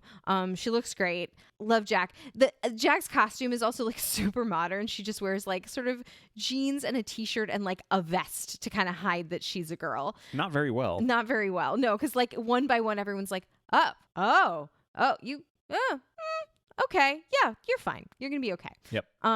Jack is just great. Jack is a really good character. Jack never stops being great until the end of the second season. Oh. When Jack is no longer on the show anymore. So can I walk you through a little bit of what you missed? Yeah. So as we go into the second season, we have all these different characters. We didn't talk about the Merry Men really at all. We have Alan Dale. We have Joe Armstrong as Alan and Dale. We have Harry Lloyd as Will Scarlet. We have Gordon Kennedy as Little John. We also have William Beck as Roy. Remember Roy? No. Everyone knows Roy from the Merry Men. He's one of the Merry Men in the first episode, and then he dies in episode 4. Of course he does, because Roy is not going to stick around because we don't know him. We have no Friar Tuck until season 3, which is important because we do get him later. But basically, a whole bunch of bullshit happens in season 2. Basically, Alan goes against them and starts working for the sheriff. Right. I remember you mentioning He's that. a bad guy for like all of season 2. And then the end of season 2 is essentially there's a plot that the sheriff is involved in where they're actually going to go to the Holy Land and they're going to kill Richard. And so the sheriff and Guy of Gisborne have kidnapped Marion and they have gone to the Holy Land, and Robin and his merry men have all gone to the Holy Land to follow them. Several things happen in the Holy Land. They save Richard, and also Gisborne runs Marion through. Yeah. Because he wants her and loves her and can't have her, and all he's ever done is love her, and why can't she see that? And he is the biggest nice guy I have ever seen in any movie or TV show I have ever seen. What a jerk. He is awful. And then I will say in the third season, he goes through a lot because he is mad at himself. Don't care. But he still sucks, and he never stops sucking. That's his whole thing. So that's how the second season ends. But also, it turns out that Will, Scarlet, and Jack, they are in love with each other. Aww. And they stay in the Holy Land. Aww. So we don't have, we go into season 3, we do not have Marion, we don't have Will Scarlet, we don't have Jack. Roy's been dead for a long time. And you still have the sheriff, though. Yeah. And so in season 3, a whole bunch of stuff happens in season 3. So we get Tuck. We get Friar Tuck. It's an actor named David Harewood. He's very, very good. We actually get a Tuck of color. Which is great. not something we ever really see. He basically comes in and he's essentially like the new Robin Hood. Like he's the guy who comes in and says, Robin, you need to fight for the people, and this is what needs to happen, and I shall whip you back into shape because you're super sad because Marion's dead. That's his whole thing for the whole third season. Gotcha. We introduce new characters. We get Laura Pulver as Isabella. She is Guy of Gisborne's sister. This is part of one of the things that I hate. This is like, I think I have like a short list of tropes that I don't like. Yeah. Here's a trope I don't like, where it turns out in late seasons that the main hero and one of the main villains, it turns out, they knew each other when they were kids, and we need a whole episode that's a flashback to their history. No. So we need to see young actors that look nothing like them talk about a story that doesn't matter. Good. That's bullshit I hate. We get that here. Oh, good. And there's all this stuff that they try to do where, like, turns out that like Robin is responsible for the death of Guy of Gisborne's dad. Oh, jeez. Actually, like they have a brother. Like they each have a half brother because Robin's dad messed with Gisborne's mom, and they had a baby. And then like she accidentally died and all their parents are dead. She accidentally died. No, she like fell down and died. Oh, it's like, it jeez. makes more sense in context. And so like the whole season ends with them needing to find Archer, their half brother. Archer. Yeah, who's just handsome. Like he's a handsome Sterling rogue. Archer? No, just Archer. Okay. Yeah. Archer Sterling. Archer Hood. Yes. Archer. I go through all of this to say that like the show is just kind of a mess, but it succeeds because of the characters. I think it's really fun. And one other thing. Yes. We get Toby Stephens as Prince John. Oh my gosh. You really liked him. Toby Stephens, from the minute he shows up in the show, he's only in like 3 or 4 episodes in the 3rd season. He, like the sheriff, he, like Keith Allen, understands like, oh, I see what we're doing here. All of you TV actors, I am going to come in and show you how this is done. And he gives... My mom is Maggie Smith. His dad is Robert Stevens. Yeah. Like, this is a part Robert Stevens could have played. Yeah. He gives one of my favorite performances of any Robin Hood that we watched. It is incredible.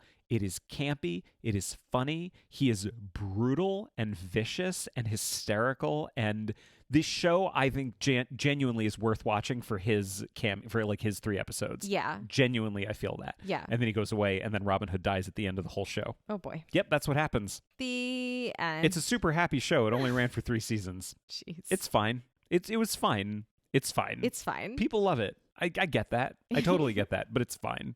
So that show finished in 2009, and the world was left without a Robin Hood for like nigh unto a year before we got another one. Yeah. Now, so Robin Hood 2010, this movie was directed by Ridley Scott. This movie bums me out for a bunch of reasons. Oh no. So what bums me out is that I remember reading about this movie being made like before it came out, obviously, and there was a lot of news about it over the years. I think we talked about this a little. You and I might have talked about this a little bit. But the whole idea was there were all these rumors that Ridley Scott was going to direct a movie about Robin Hood that was going to star Russell Crowe, not just as Robin Hood, but also as the Sheriff of Nottingham. Because what this movie was doing is this movie was saying like, oh, it's the same, like we're going to tell the story in a way where that's actually the same character. And I think the idea was Robin Hood was like someone who was created by the Sheriff of Nottingham, and he kind of has to be both. Okay. I'm not totally sure on it. Well, because they didn't make that movie, so I don't think anyone's totally sure on it. Yeah, like I mean, maybe scripts have been leaked, but whatever. I just remember hearing that and being like, you know what? That's interesting. I find that interesting. I would be down to watch that because it sounds like it's something that could be kind of fun. Like basically like Robin Hood, you know, big giant epic Robin Hood, but like kind of Ridley Scott doing a Robin Hood version of like an episode of Frasier where people just need to run in and out of rooms. Frasier was all about like pulling the wool over someone's eyes. Yeah. Okay. Every single episode was like a... You mean like the climactic scene in Mrs. Doubtfire? Yeah, exactly. Yes. Yeah, I wanted a Robin Hood movie that was basically Gladiator crossed with the final scene of the Mrs. Doubtfire. There it is. But that's not the movie we got because while they were making it, they basically threw all that stuff out. Oh, no. So the way everything is credited, so the story comes from Ethan Reef and Cyrus Voris and Brian Helgeland. But it's that thing where like it's Ethan Reef and Cyrus Voris ... and then Brian Helgeland later. Okay. And the screenplay by Brian Helgeland. Gotcha. Now, this is great because this marks like maybe the 3rd time we're going to bring up A Knight's Tale in this episode because now we actually have, honest to God, Brian Helgeland, the writer and director of A Knight's Tale, I see. involved in one of these movies. And this is where I'm going to make my like I'm going to engage in some wild speculation. Okay. I think they basically had an idea. They threw everything out. Brian Helgeland came in and said, you know what, I guess I don't have that much time, but I'll do my best. And let's make a Robin Hood that's like, Ridley, you want something kind of epic and dark, right? Cool. Okay, but we also want something kind of fun because of the Merry Men. All right, I'll do this. And they did it quickly. And then we got this movie, Robin Hood 2010. It was reviewed very, very badly. It was clearly set up to give us more sequels. We never got any of those sequels. And I don't think either of us had very high hopes for this movie before we started it. No, and you can tell how I grew to enjoy the movie by my notes as it went on because I started out really snarky and then it just ended up being a list of things I really liked. This movie's good.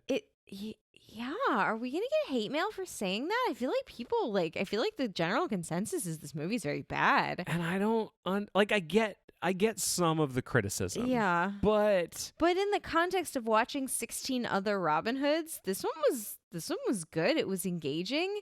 It was original. It had fun female characters.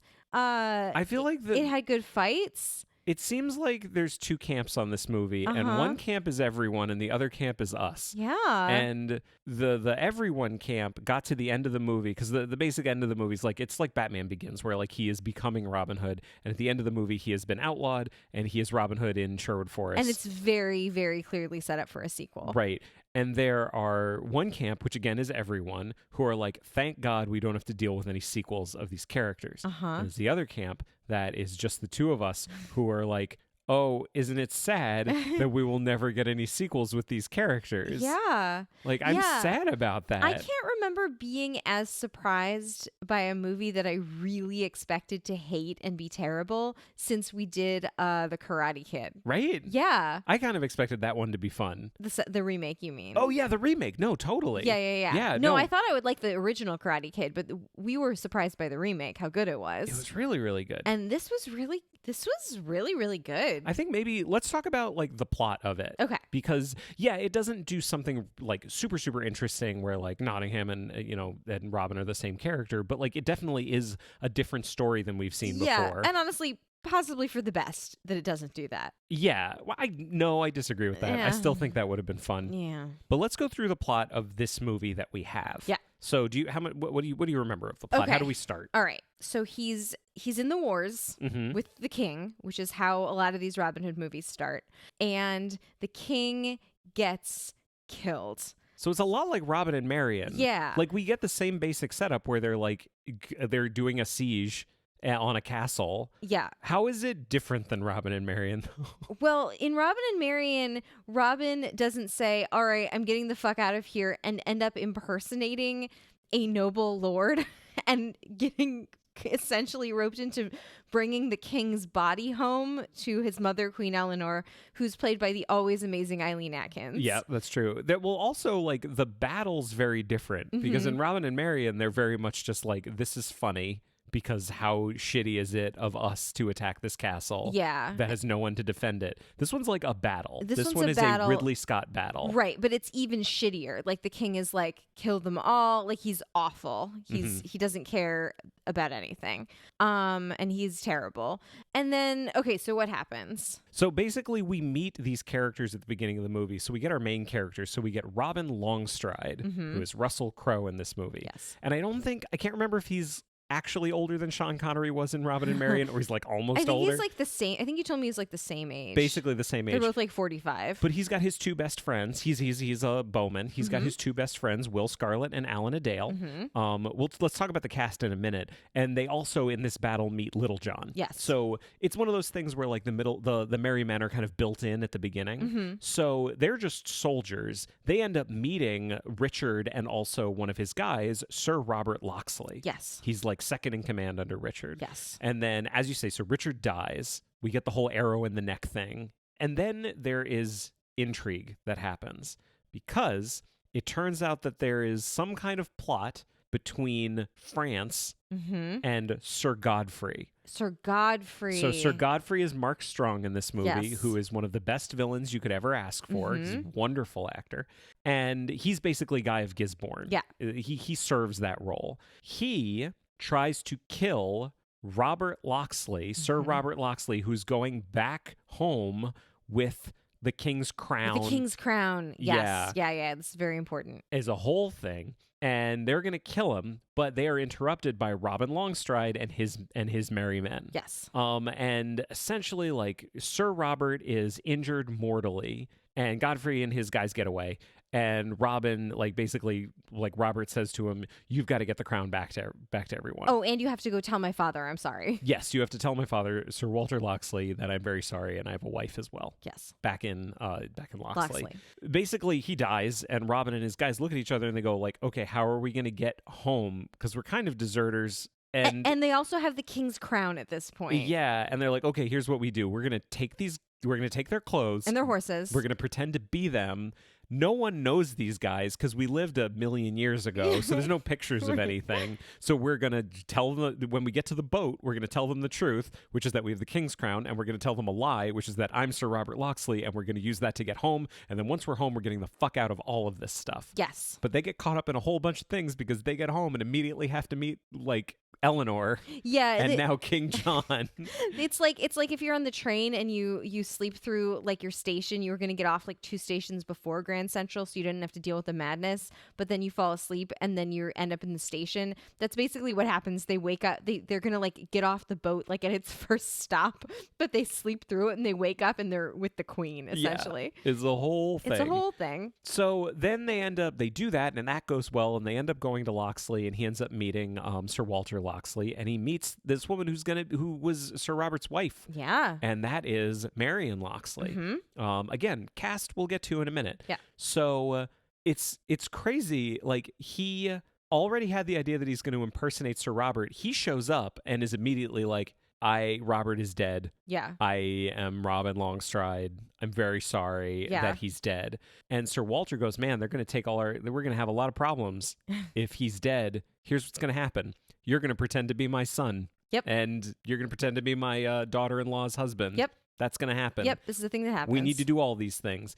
And I feel like there's a lot of intrigue that happens from then until the end of the movie that's not really worth getting into. Mm-hmm. But here are the main beats that I can like remember. Yeah. So they, everyone's getting taxed. And he needs to like steal some of the money, and Robin's a really good guy, and there's a little bit of him and the merry men like stealing from the rich to give to the poor in the movie. He's a good guy. Yeah. And then also he needs to defeat this big bad. Well, yeah, because the big bad is like France, like, and also Godfrey and with like this French army. Yeah, there's a big battle. At the end, and like he and John actually have to fight together in this battle. But then at the end of it, John's like, "Fuck this guy, he's an outlaw anyway," and now he's Robin Hood. And now he's in love with the guy's and wife. And also the Magna Carta. Yeah, the Magna Carta gets signed in there somewhere. But it doesn't. It's like gonna get signed, and then John burns it. And he has this like mystical memory of his father, and then it turns out Sir Walter knew his father, and it's a whole thing. Does it matter? Does any of it matter for our purposes right the second? It does, only because we want to say what the movie's about. Yeah. So here are some things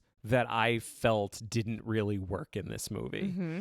I really feel like the whole Magna Carta subplot doesn't. I get why it's. I find it interesting that it's there. Yeah. But it didn't really do anything for me. And this is where I bring it all back to Knight's Tale. It's just funny watching Brian Helgeland, because like in A Knight's Tale, you get these really great flashbacks to William when he's a kid with his dad, and they're like in a crowd of people, and he's basically saying to his dad, like, "Will I be a knight one day?" And they have these great scenes together. And in this movie, we have Robin as a kid in flashbacks with his dad in a crowd of people, going like, "Will I like? Will the king be forced to sign a charter giving giving the nobles right to their property someday?" Basically, he's repurposing the same scene. Yeah. Like emotionally, the scene works exactly the same way. Like plot-wise, it's a totally different scene and serves a different purpose. But emotionally, it's the same thing. Yeah. It just doesn't hit as much because, like, I don't think you really develop a relationship with Robin in this movie the way you did with William in A Knight's Tale. Right. And so I feel like that's kind of working against it. Yeah. I mean, the other thing, too, is, like, obviously this movie is not historically accurate and makes no pretense to be, so this is kind of an unfair criticism, but, like, it implies that, like, Richard dies, John, his brother, becomes king, and essentially is so weak that he's immediately forced to sign this charter by the Saxon lords, when in reality, so Richard died in 1199, and the Magna Carta was signed, I believe, 1215, so it was, like, 16 years later. It was not immediately. But that's the thing. It wasn't signed. Yeah. Because he burned it. He was in the movie. That's what I mean. Yes. But like, oh, I see what you're saying. So like in real, like the implication is they tried to make him sign it. He wouldn't sign it. And then presumably he signed it 15 years later. Well, I think what they were assuming is that in part 3 or part 4, he would end up signing it. I see, and that was going to set up what was going to be like the main plot over the course of the arc of multiple movies. I see. But we never got those Right. movies. So actually, I think it is historically inaccurate in like almost every way, but it's setting itself up to be historically accurate later. Right. Does that make sense? Yes. About as much sense as this movie makes I sometimes. mean, yeah, like when Poe Dameron signs the Magna Carta, it's Oh, well, we're going to hold off on things that work in this movie. okay. Yeah. So here's my only other thing that like doesn't work in this movie. Uh-huh. This movie is occasionally funny. Yeah. Like genuinely funny. Mm-hmm. And I feel like the script is really funny. Mm-hmm. But the movie's not allowed to be really funny because I think Ridley Scott takes himself too seriously. And that is like one of his biggest problems across so many of his movies. Yeah, I mean, we really, really, really did not like Exodus, Gods and Kings. No, hated that. We hated that it so much. I genuinely feel like this was a mismatch. Uh-huh. I get that so much of this movie is the way it is and probably exists because Ridley Scott was the director on it. I just think he was the wrong choice for it. There's so many other people who I think could have found a tone that was more appropriate for the story being told.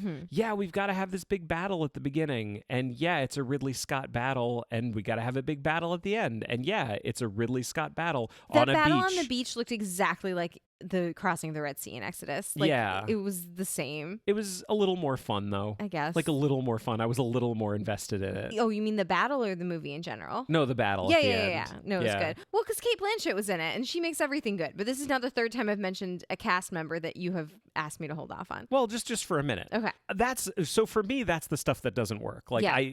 For me to say this movie totally works is a lie. It does not totally work. There's a lot of stuff that doesn't work. Yeah, and the plot is pretty shamelessly cribbed from The Return of Martin Guerre, actually. Oh, If you're familiar with that Gerard Depardieu film, or the short-lived, ill-fated musical Martin Guerre by the creators of Les Miserables, which I think the quote-unquote Martin Guerre plot is one of the like the 37 plots. You know how there's like 37 plots that exist? Like, this is like a guy comes back to his village. He claims to be someone who left years before. He immediately is back in the family, and there's some doubt as to whether he is who he says he is. Yeah.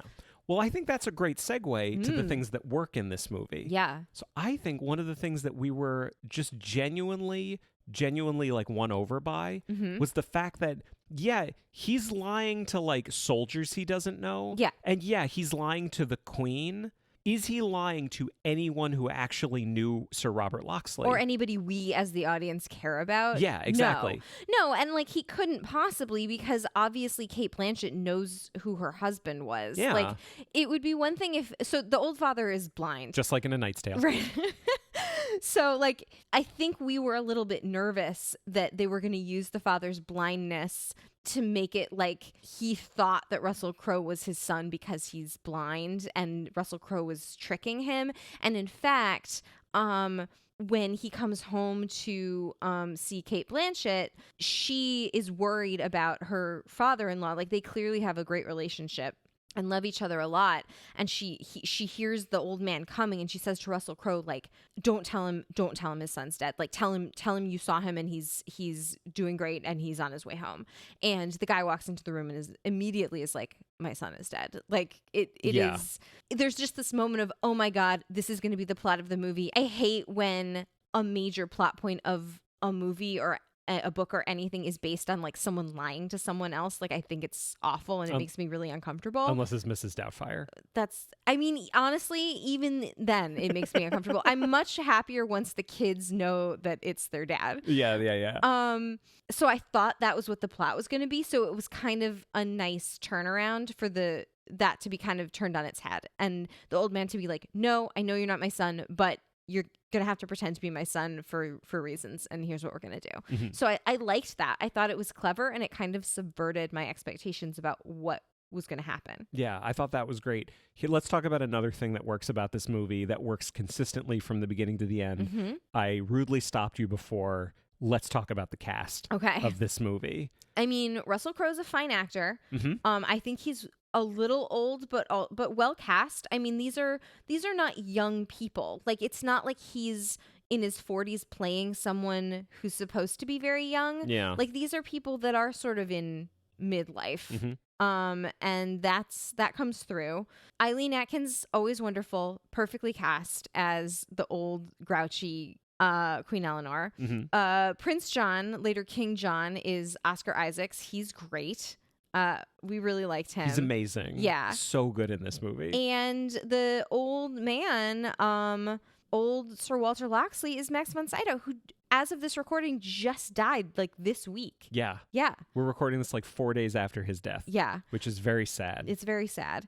And then Alan Adale is played by the lead singer from Great Big Sea. So the music in this is amazing. Yeah, I mean, they actually cast... So, like, there's so many things about this that I love. So Alan Adale is played by Alan Doyle, which is incredible. Which is funny. And, yeah, okay. So it's one of those things where, like, if they had cast a real singer as Alan Adale, that would be fine. I could see that happening. And if they gave us nothing more than that, Dayenu, right? Ridley Scott, he really just brings out the Jew in me.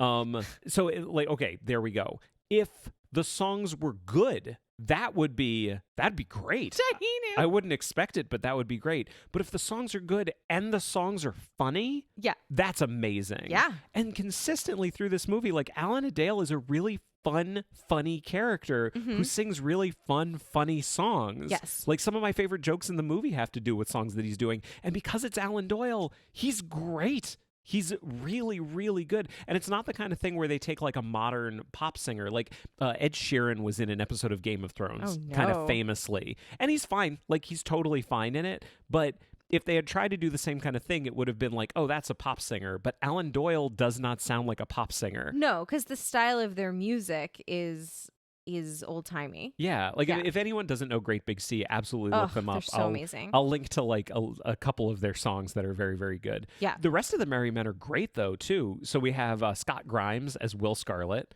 who's great. Yeah. Scott Grimes, who we like. It's so weird to like a guy for playing such completely different characters. Yeah. He's Steve Smith on American Dad. He's the pilot on The Orville, which is actually a really good show. It's a good Star Trek show. It is the best Star Trek show since like Deep Space Nine. To be fair, we have not watched Picard yet. No, because it's too emotional at this point. Can't handle it. Can't do it. So he's Will Scarlet, doing, I thought, a very good accent. He's super fun. Yeah. We get Kevin Durand as Little John. I love Kevin Durand as an actor. I don't know if I loved his Little John. He's a little much. He wasn't quite as funny. Yeah, no, that's good. He was not quite as funny as I wanted Little John to be. He's a little violent, but I thought he was fine. Yeah. But bottom line, like, the Merry Men have a really good relationship with each other in this movie. Like, they actually have a lot of fun and they joke around a lot, and they were, dare I say, merry. They were merry. Like, the whole time. The part on the boat was so funny when they just like realized that they were pulling up at the castle and they were supposed to wake up early and get off like 2 hours before, and they were just like, all right, I guess we're doing this. Who's got the king's crown? Genuinely good stuff in this movie. Yeah. Mark Addy plays Friar Tuck. Oh, he's great. He's a treasure. He's wonderful. So then we get the Locksleys. I mean, Max von Sydow is wonderful. R.I.P. I mean, R.I.P. in the movie and R.I.P. in real life. Oh, yeah. He has that battle scene at the end. Yeah, he just gets slaughtered. Because he's blind. Because he's old and blind, and he's doing his best. What did you think? How did you feel that Cate Blanchett compares to other Marions? How did you feel that this version of Marion compares? And also, how did you feel like she stacked up against other Marions? I mean, a couple of things. Yeah. She is definitely written a little bit older. She's not an ingenue. She is a widow. Right? Like, by the time we meet her, she is already a widow. Well, she has found this out. She has found out that she is. We see her being fiercely independent from the beginning. She's basically taken over the running of their farm. And there's this plot of like these like feral children running around in the woods because their fathers all went to war and their mothers are gone, and there's just all these like little kids that become like Robin's band. It's like how the movie starts with her like intimidating them. Yeah. Well, they're like stealing stuff from her. And so we know that she can shoot flaming arrows just as well as anyone because she's trying to scare them away. God, I know this is off topic, but I just remembered how the movie starts. It starts so... Remember there's like the dumb narration at the very beginning? Yeah, and I wrote down a snarky note about that, and I was like, oh, this movie's going to be bad. And then it wasn't. But that narration was terrible. It was terrible. I wrote down, thank you for telling us what the story's about. Definitely would never have understood. It was like almost the cover of the book called Robin Hood opening at the beginning. Yeah. It was like it was everything up until that. That was peeve. so stupid. Yeah. Anyway, so that's kind of what separates her from other Marions. Yeah. How did she stack up for you in terms of like liking her as a Marion? I mean, I liked all of that stuff. I kind of liked everything up until suddenly she's in love with Robin Hood. Like, that part they kind of glossed over like them actually forming a bond in a relationship. I didn't really see it. Like suddenly she shows up like dressed as a man. Of course, it's like Eowyn from Lord of the Rings, like on the beach, and she's like a masked soldier and she's fighting, and then he's like, "Oh my God, it's Marion," and they're fighting together. And then but unlike Eowyn, she gets her ass kicked. She gets her ass kicked. He's like, "I love you," and she's like, "I love you." Mom, and he's like, "Hang on, kiss with tongues. Hang on, I gotta kill Godfrey," and then he does, and it's really gross and awesome. It's great. But I guess like I understand the part where she kind of respects him because he's playing this role of her husband, but there's never really any great scenes between them where like they kind of talk out their feelings for each other. Like they're just kind of suddenly in love. So I didn't really like that. I thought it did that character a disservice because she was being painted as such a strong, interesting character, and then suddenly she's just in love. That's my feeling. Yeah, I don't think they did a bad job. I think they could have done a better job. Yeah.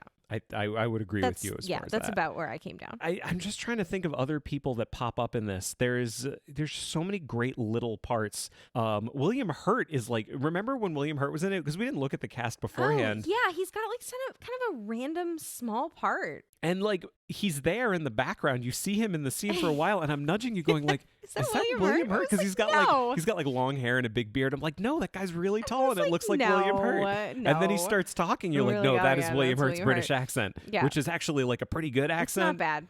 Maybe not perfect, but really, really good. But he's great in it. There's one role in this though that I was really disappointed in, and I think this has a lot to do with the fact that this was like a repurposed screenplay. The Sheriff of Nottingham is Matthew McFadden, who has shown up on this show. This is now his third appearance. We have really, really genuinely disliked the portrayal of a character in Pride and Prejudice. Yeah. We have really genuinely enjoyed the portrayal in Howard's End. Yeah. And then we have him in this. Yeah. And he's in like a couple of scenes for about a minute. Yeah, he doesn't have... Sheriff Nottingham's not a very big part in this. This sheriff is definitely kind of bumbling. He's definitely funny. I know this is an aside, but I've been watching Succession. I don't know if anyone else is watching Succession. He's incredibly funny on Succession. And I feel like Matthew McFadden, I didn't really appreciate how funny he was until the last couple of years, but he is super funny and I like him a lot. Fair enough. Again, this is this kind of thing where like I'm sure they were, again, wild speculation, I'm sure they were saying to themselves, "No, Matt, like this is a small part, but don't worry. There's going to be a sequel. There's going to be like multiple sequels and you're really going to get to do a lot of stuff." Yeah. It really feels like that. Uh-huh. I mean, maybe William Hurt too. Maybe they intended him to play a bigger part, like because they're clearly building up for this, because he's very involved in like this whole charter situation, and they're clearly building that up to be in the sequel. So maybe he was going to be a bigger part, like in later movies. Who can say? Who can say? We'll never get them. We'll never know. We will never know. This movie is from 10 years ago, and they never made a sequel, and they never will. But this movie, like, it has a great cast. It's actually really funny. It has a lot of charm. It is not perfect. The action is pretty great. This was a good Robin Hood. It was so pleasant to get to the end of this movie and look at each other and just go like, did we really like that? I liked it, yeah. That was like a really good Robin Hood and genuinely disappointing, because the end of the movie is what the end of any like superhero origin story, where he is in like Sherwood Forest. Yep. He is clearly Robin Hood. Marion is there with him.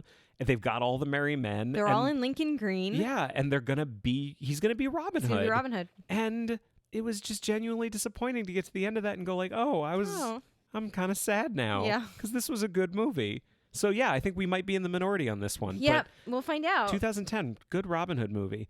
And that's it for the good Robin Hood movies. Yeah. Because then we have one more. One more to talk about. Just hang in there. We got one more to go. This is disappointing. This has happened to us before. We talk, like you and I have talked about our Romeo and Juliet episode, where we talk about all these Romeos and Juliets, and we really like or at least interested in them. And then we get to the most recent one, which is just a dog. A pile of and flaming, stinking, utter garbage. And then we do Robin Hood, and the same thing happens. Because in 2018, a movie was made, and I am convinced, like many movies, I feel like this was a front. I feel like it was a money laundering scheme. I don't think anyone actually thought that it would make money. Well, this one was also clearly set up for a sequel. Oh, yeah. Right? Like, remember, like, the villain is kind of revealed at the end, and it's clearly going to be like, oh, it's one of the it's the kind of thing where it's like, I'm jumping ahead, but it's the kind of thing where it's like someone is a good character for 9/10 of the movie, and then at the end suddenly they're the villain, and they're clearly going to be the villain in the sequel. And I called it too. Remember, Yeah, like you half did. an hour You at the end, I'm like, absolutely 100% here's did. what's going to happen. 100% did. That character's face is going to get burned. You did say that. Yeah. And he's going to be Two-Face, essentially. Anyway, I don't know how to talk about this, mainly because I don't want to. It was directed by Otto Bathurst. It was produced by Leonardo fucking DiCaprio. Oh, Jesus. This is a thing that I'm always interested in. Fresh off The Revenant. Like, screenplay by Ben Chandler and David James Kelly. I'm always so interested to find out more about the people who wrote these movies, and it's so weird to find writers where they're literally their only credit is the movie that you're looking at. They've done nothing else. I think it's a fake movie. I think you're right. Like, I think they're It's a like, money laundering scheme. Yeah, I think it's a scam. It's like one of those restaurants that like nobody ever goes in and nobody ever comes out. So how is it possibly still in business? Yeah. That's this movie. Or it's the producers where like Yeah. they actually sold like 1,000% or 20,000% of the movie Yeah. knowing that it would be a bomb. Yeah. But they actually won and they're in Rio and everything's fine. Yeah, good because for the them. movie famously did very it's just great when you get one of those movies that's like, because there's three measures, right? There's how did the audience feel, how did the critics feel, and how much money did it make? Yeah. Well, it did bad on all three. And it is just generally regarded as pretty terrible. There's okay, so let's run through this whole thing really quickly. Let's not spend too much time on it because it's a bummer to end the podcast on a negative note. So we are told at the beginning to forget everything we know about Robin Hood. Oh, and then God. we are given a story that relies on the fact that we know things about Robin Hood. Yeah. It would actually be a super confusing movie if you followed their instructions. Yeah. Right? Yeah. Because you'd get like an hour or two and you go like, man, they're not really connecting anything right here. I thought I knew stuff about Robin Hood, but they told me to forget, so now I don't know what's And happening. what year is this supposed to be? Well, that was your biggest problem. Ugh. Do you want to just jump in? What was your this is, I think, by far your biggest problem Just with this visually, movie. this movie is nothing. Like any given shot looks like a CW show. I get what they're trying to do, I think. I think they're trying to make it kind of timeless. Yes, I'm sure if you Ish. ask them, they would say, well, it was really important to us that, like, so historical accuracy, and I think we've come to our last reference to A Knight's Tale. Yeah.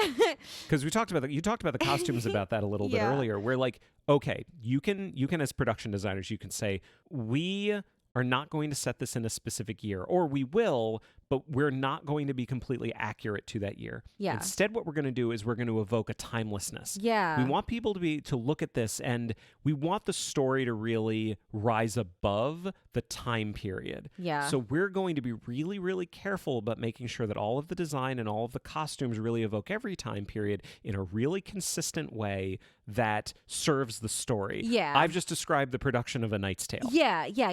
So that's the problem, right? There's no consistency, and it is really generic except when it's not, and then it's jarring. Yeah. Does that make sense? Well, you talked about Marion in the TV show, the BBC TV show from the early 2000s. Yeah, I You said it looked like she shopped the Delia's catalog, which I Right. stand behind. This one, though, I feel like goes a step further than that. Yeah. Like the clothing is just modern. Yep. It is clearly not set today. Like this is clearly a medieval story, except there's like super modern like buildings. Well, it's almost a lot of different things without ever actually being those Yeah. things. So the movie's like almost steampunk, Yeah, it's like yes, almost steampunk. but it's not steampunk. But it's not steampunk. It's almost set during the Industrial Revolution, Yeah. but it's not set during the Industrial Revolution. Yeah. It's like almost fantasy with like Yeah. the big towers and the big Yeah. castles and things like that, but it's not. It's almost an indictment of religion. But it's not. But in this, because in this movie, like Prince John, King Richard, they're not anything. No, it's the church is like super evil. With F. Murray Abraham as like the leader God. of the church. God bless him. He's a working actor. He got paid to be in this movie. I bet he shot for a day and then he was done. Hey, can I tell you something really fun that I found out about F. Murray Abraham? Yeah. Because we were watching this and I was like, huh, you know what? I like what would you call him if you were just like his friend? Would you call him F? Would you call him Abe? Hey, what does the F stand for? I guess I've never really thought about it. The F doesn't stand for anything. He just added F to his stage name as a tribute to his father, whose name was Farid Yeah, I think so. or Frank. So what you're saying, it didn't stand for nothing. It stood for the love that a son can have for his father. Yes, it did. but it's like Harry S. Truman. It's just an initial. It doesn't stand for anything. And that fact just made me so happy. I just love it because you don't think about it. And then to learn that it stands for nothing is just amazing. He's a delight. Yes. Not in this movie. No. But because But in some things. Really no one is. But yeah, so it's like almost an indictment of religion, but not really because the church is the bad guys, but the story never really makes any sense. Yeah, and like remember like the church, like the garment, it was like that sort of like Mandarin collar jacket that he was wearing. It's just so, they clearly were going for timeless design, but it's very community theater. Like as far as the design of the costumes, that's the most I can say about it because someone designed a couple of pieces that they thought were interesting and futuristic / steampunk / medieval, and then for everything else they just like went to Sears and got like a bunch of jeans and t-shirts, and that's what people a lot of leather wear. Like pleather jackets and stuff like that. Like Marion's hair is just modern hair. Just hair. Yeah. She's just got bangs and like long layers. Well, I love the design of Robin Hood's costume. So, God, there's so much to unpack with this movie. Yeah, and remember I kept saying it looked like Arrow. Like any given shot from the movie just looked like the TV show Arrow. Well, except Arrow has charm, and this movie doesn't have any. Yeah, I'm literally just talking like if you do a freeze frame, like not the script or the plot or anything. But like, so they're designing the costume for Robin Hood. Yeah. And I understand what I'm about to say may go against a little bit of what I've been saying before about like how every Robin Hood movie, like it doesn't need to be really like loyal to the source material because there is no real source material. But I do think in some cases it does matter. Yeah. So, okay, so we're going to play something. We're going to act out something right here. Okay. I am the director. You are the production designer.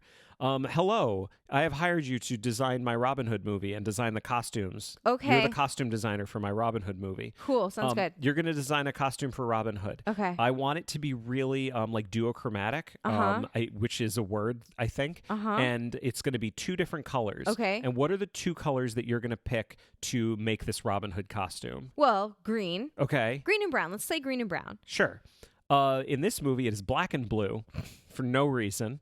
And that's just like an example where like I don't think any thought was given to this. Well, and he's just wearing a hoodie. Yeah, he's wearing a hoodie he's the got whole like time. a jacket with a hood, and he's got a mask covering his face because that's a whole other thing we need to talk about in this movie.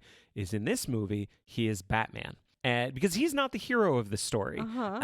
For the first time, I'm going to reference a movie that isn't A Knight's Tale. I want to talk about The Mask of Zorro with Anthony Hopkins and Antonio Banderas, which I don't know how well it ages. I haven't watched it in a while. But basically, the whole idea behind that movie is like, oh, you've got a guy, Zorro's already a thing, and he needs to train a new Zorro.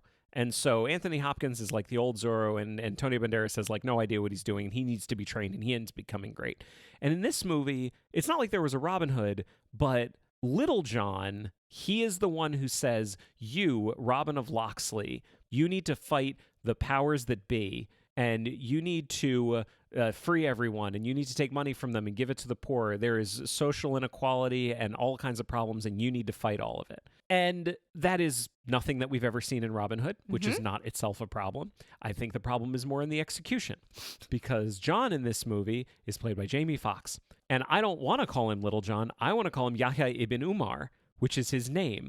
And how many jokes, what year do you feel like these jokes came from of Robin not being able to pronounce an actual person's name? Unfortunately, they came from 2018, but it's pretty shitty. They're very like 2002. Yeah. They're very like when we were like, as a media was very okay, just kind of making fun of like Arabic names. Yeah.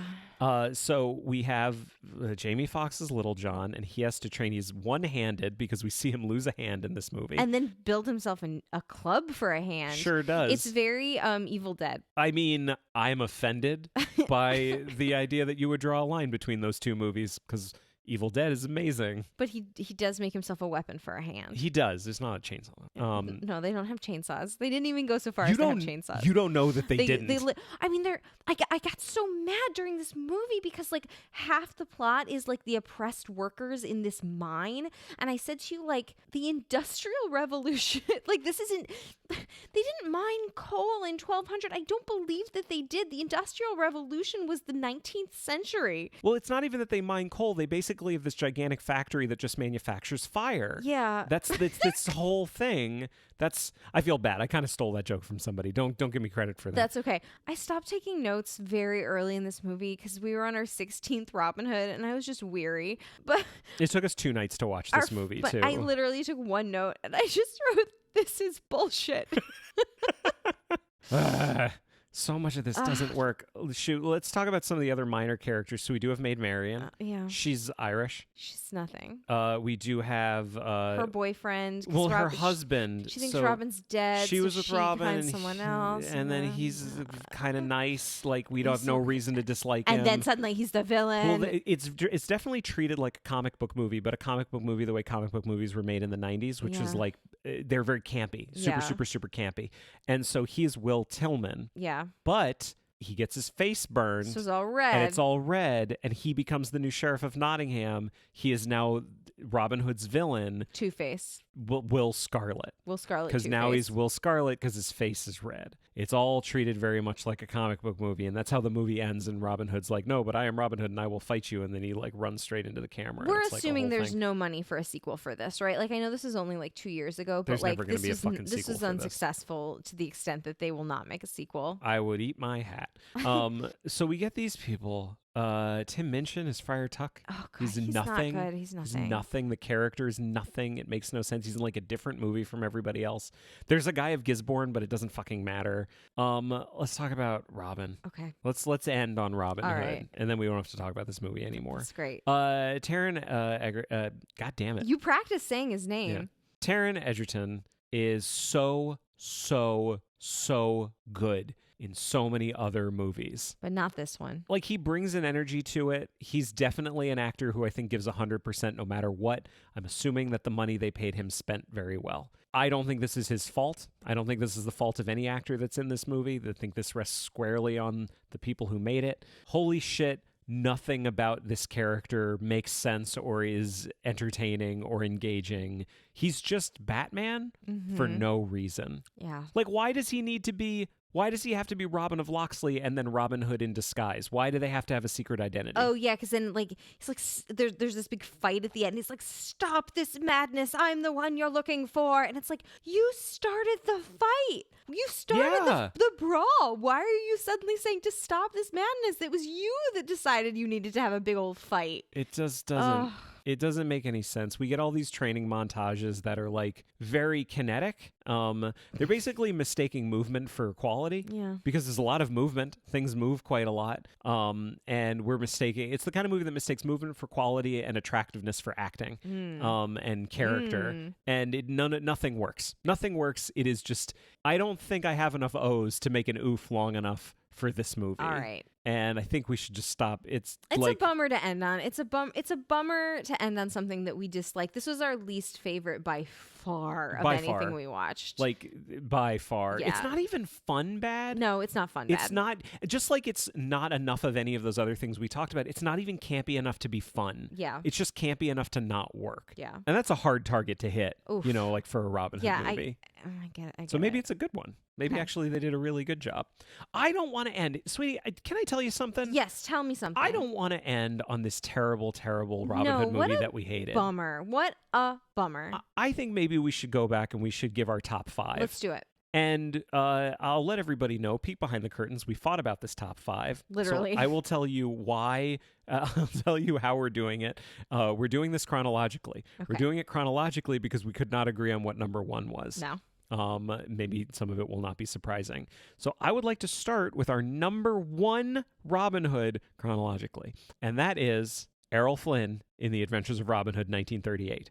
I don't think that should come as a surprise. I will say that I personally find this to be the best Robin Hood movie ever made. I think it is the quintessential Robin Hood, certainly live action, and I think it really set the tone for like 80 years worth of Robin Hoods to follow. Robin Hood, number 2. Number 2, we have the Hammer movie, A Challenge for Robin Hood, 1967. What a delight. It was fun. It was delightful. It was enjoyable to watch. Not a wimple in sight in this movie, but still a rollicking good time. But how often do you get Basil of Baker Street playing Robin Hood? Almost never. Once. This one time. And that puts it on the list. All right, number 3. This is the source of our contention. My personal favorite, Robin Hood, 1973. The foxes and the bears and the badgers and the phony King of England. Disney, 1973. It's a great movie. My personal favorite. It's great.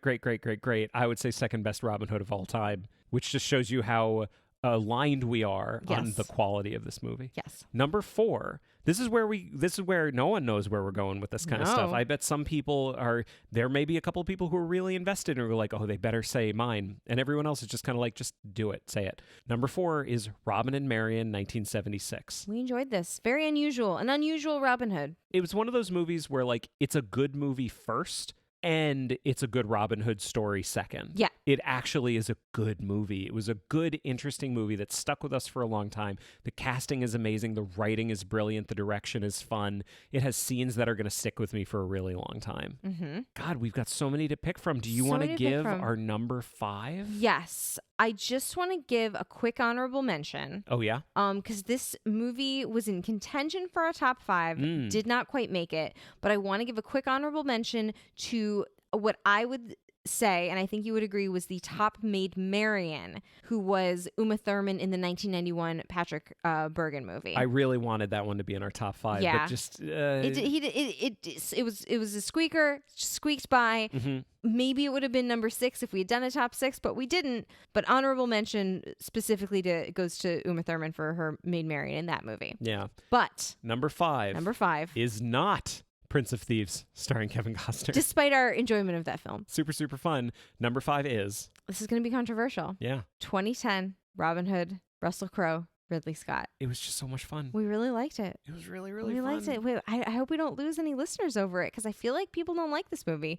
but we thought it was super fun. I think we should spend some time talking about all the things we liked about it. Oh, you're saying we did that already? You're giving me the kill sign right now.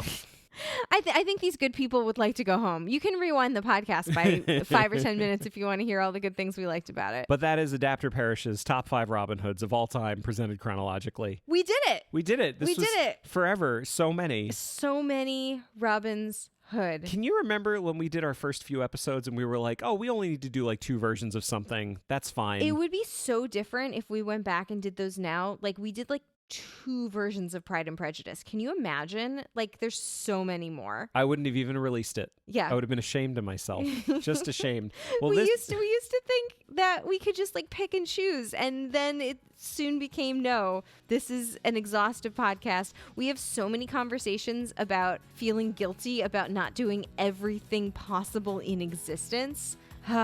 We did it. 16, maybe 17 Robin's Hood. The end. I'm proud of us. Well, this has been Adapter Parish. If you'd like to find us online, we're on Facebook, Twitter, and Instagram at AdaptCast. And if you tweet about the show, don't forget to use the AdaptCast hashtag. You can join our groups on Facebook and Goodreads, and you can also find and follow me on Letterboxd. If you have anything to say that's longer than a tweet, you can always send an email to adapterparishcast@gmail.com. If you'd like to support the show, there are 2 great ways you can do it. First, tell a friend. Second, a rating and review on your podcast platform of choice would be greatly appreciated. Look into my eyes. Fuck. You will see. God damn it. What you mean to me. Shit. Search your heart, search your soul, and when you find me there, you'll search no more. Don't tell me it's not worth trying for. God damn it. You can't tell me it's not worth dying for. You understand this is like a super long episode, right? You know it's true. Everything I do it for you. Look into your heart. Jesus Christ. Okay. Thanks, everybody. Bye.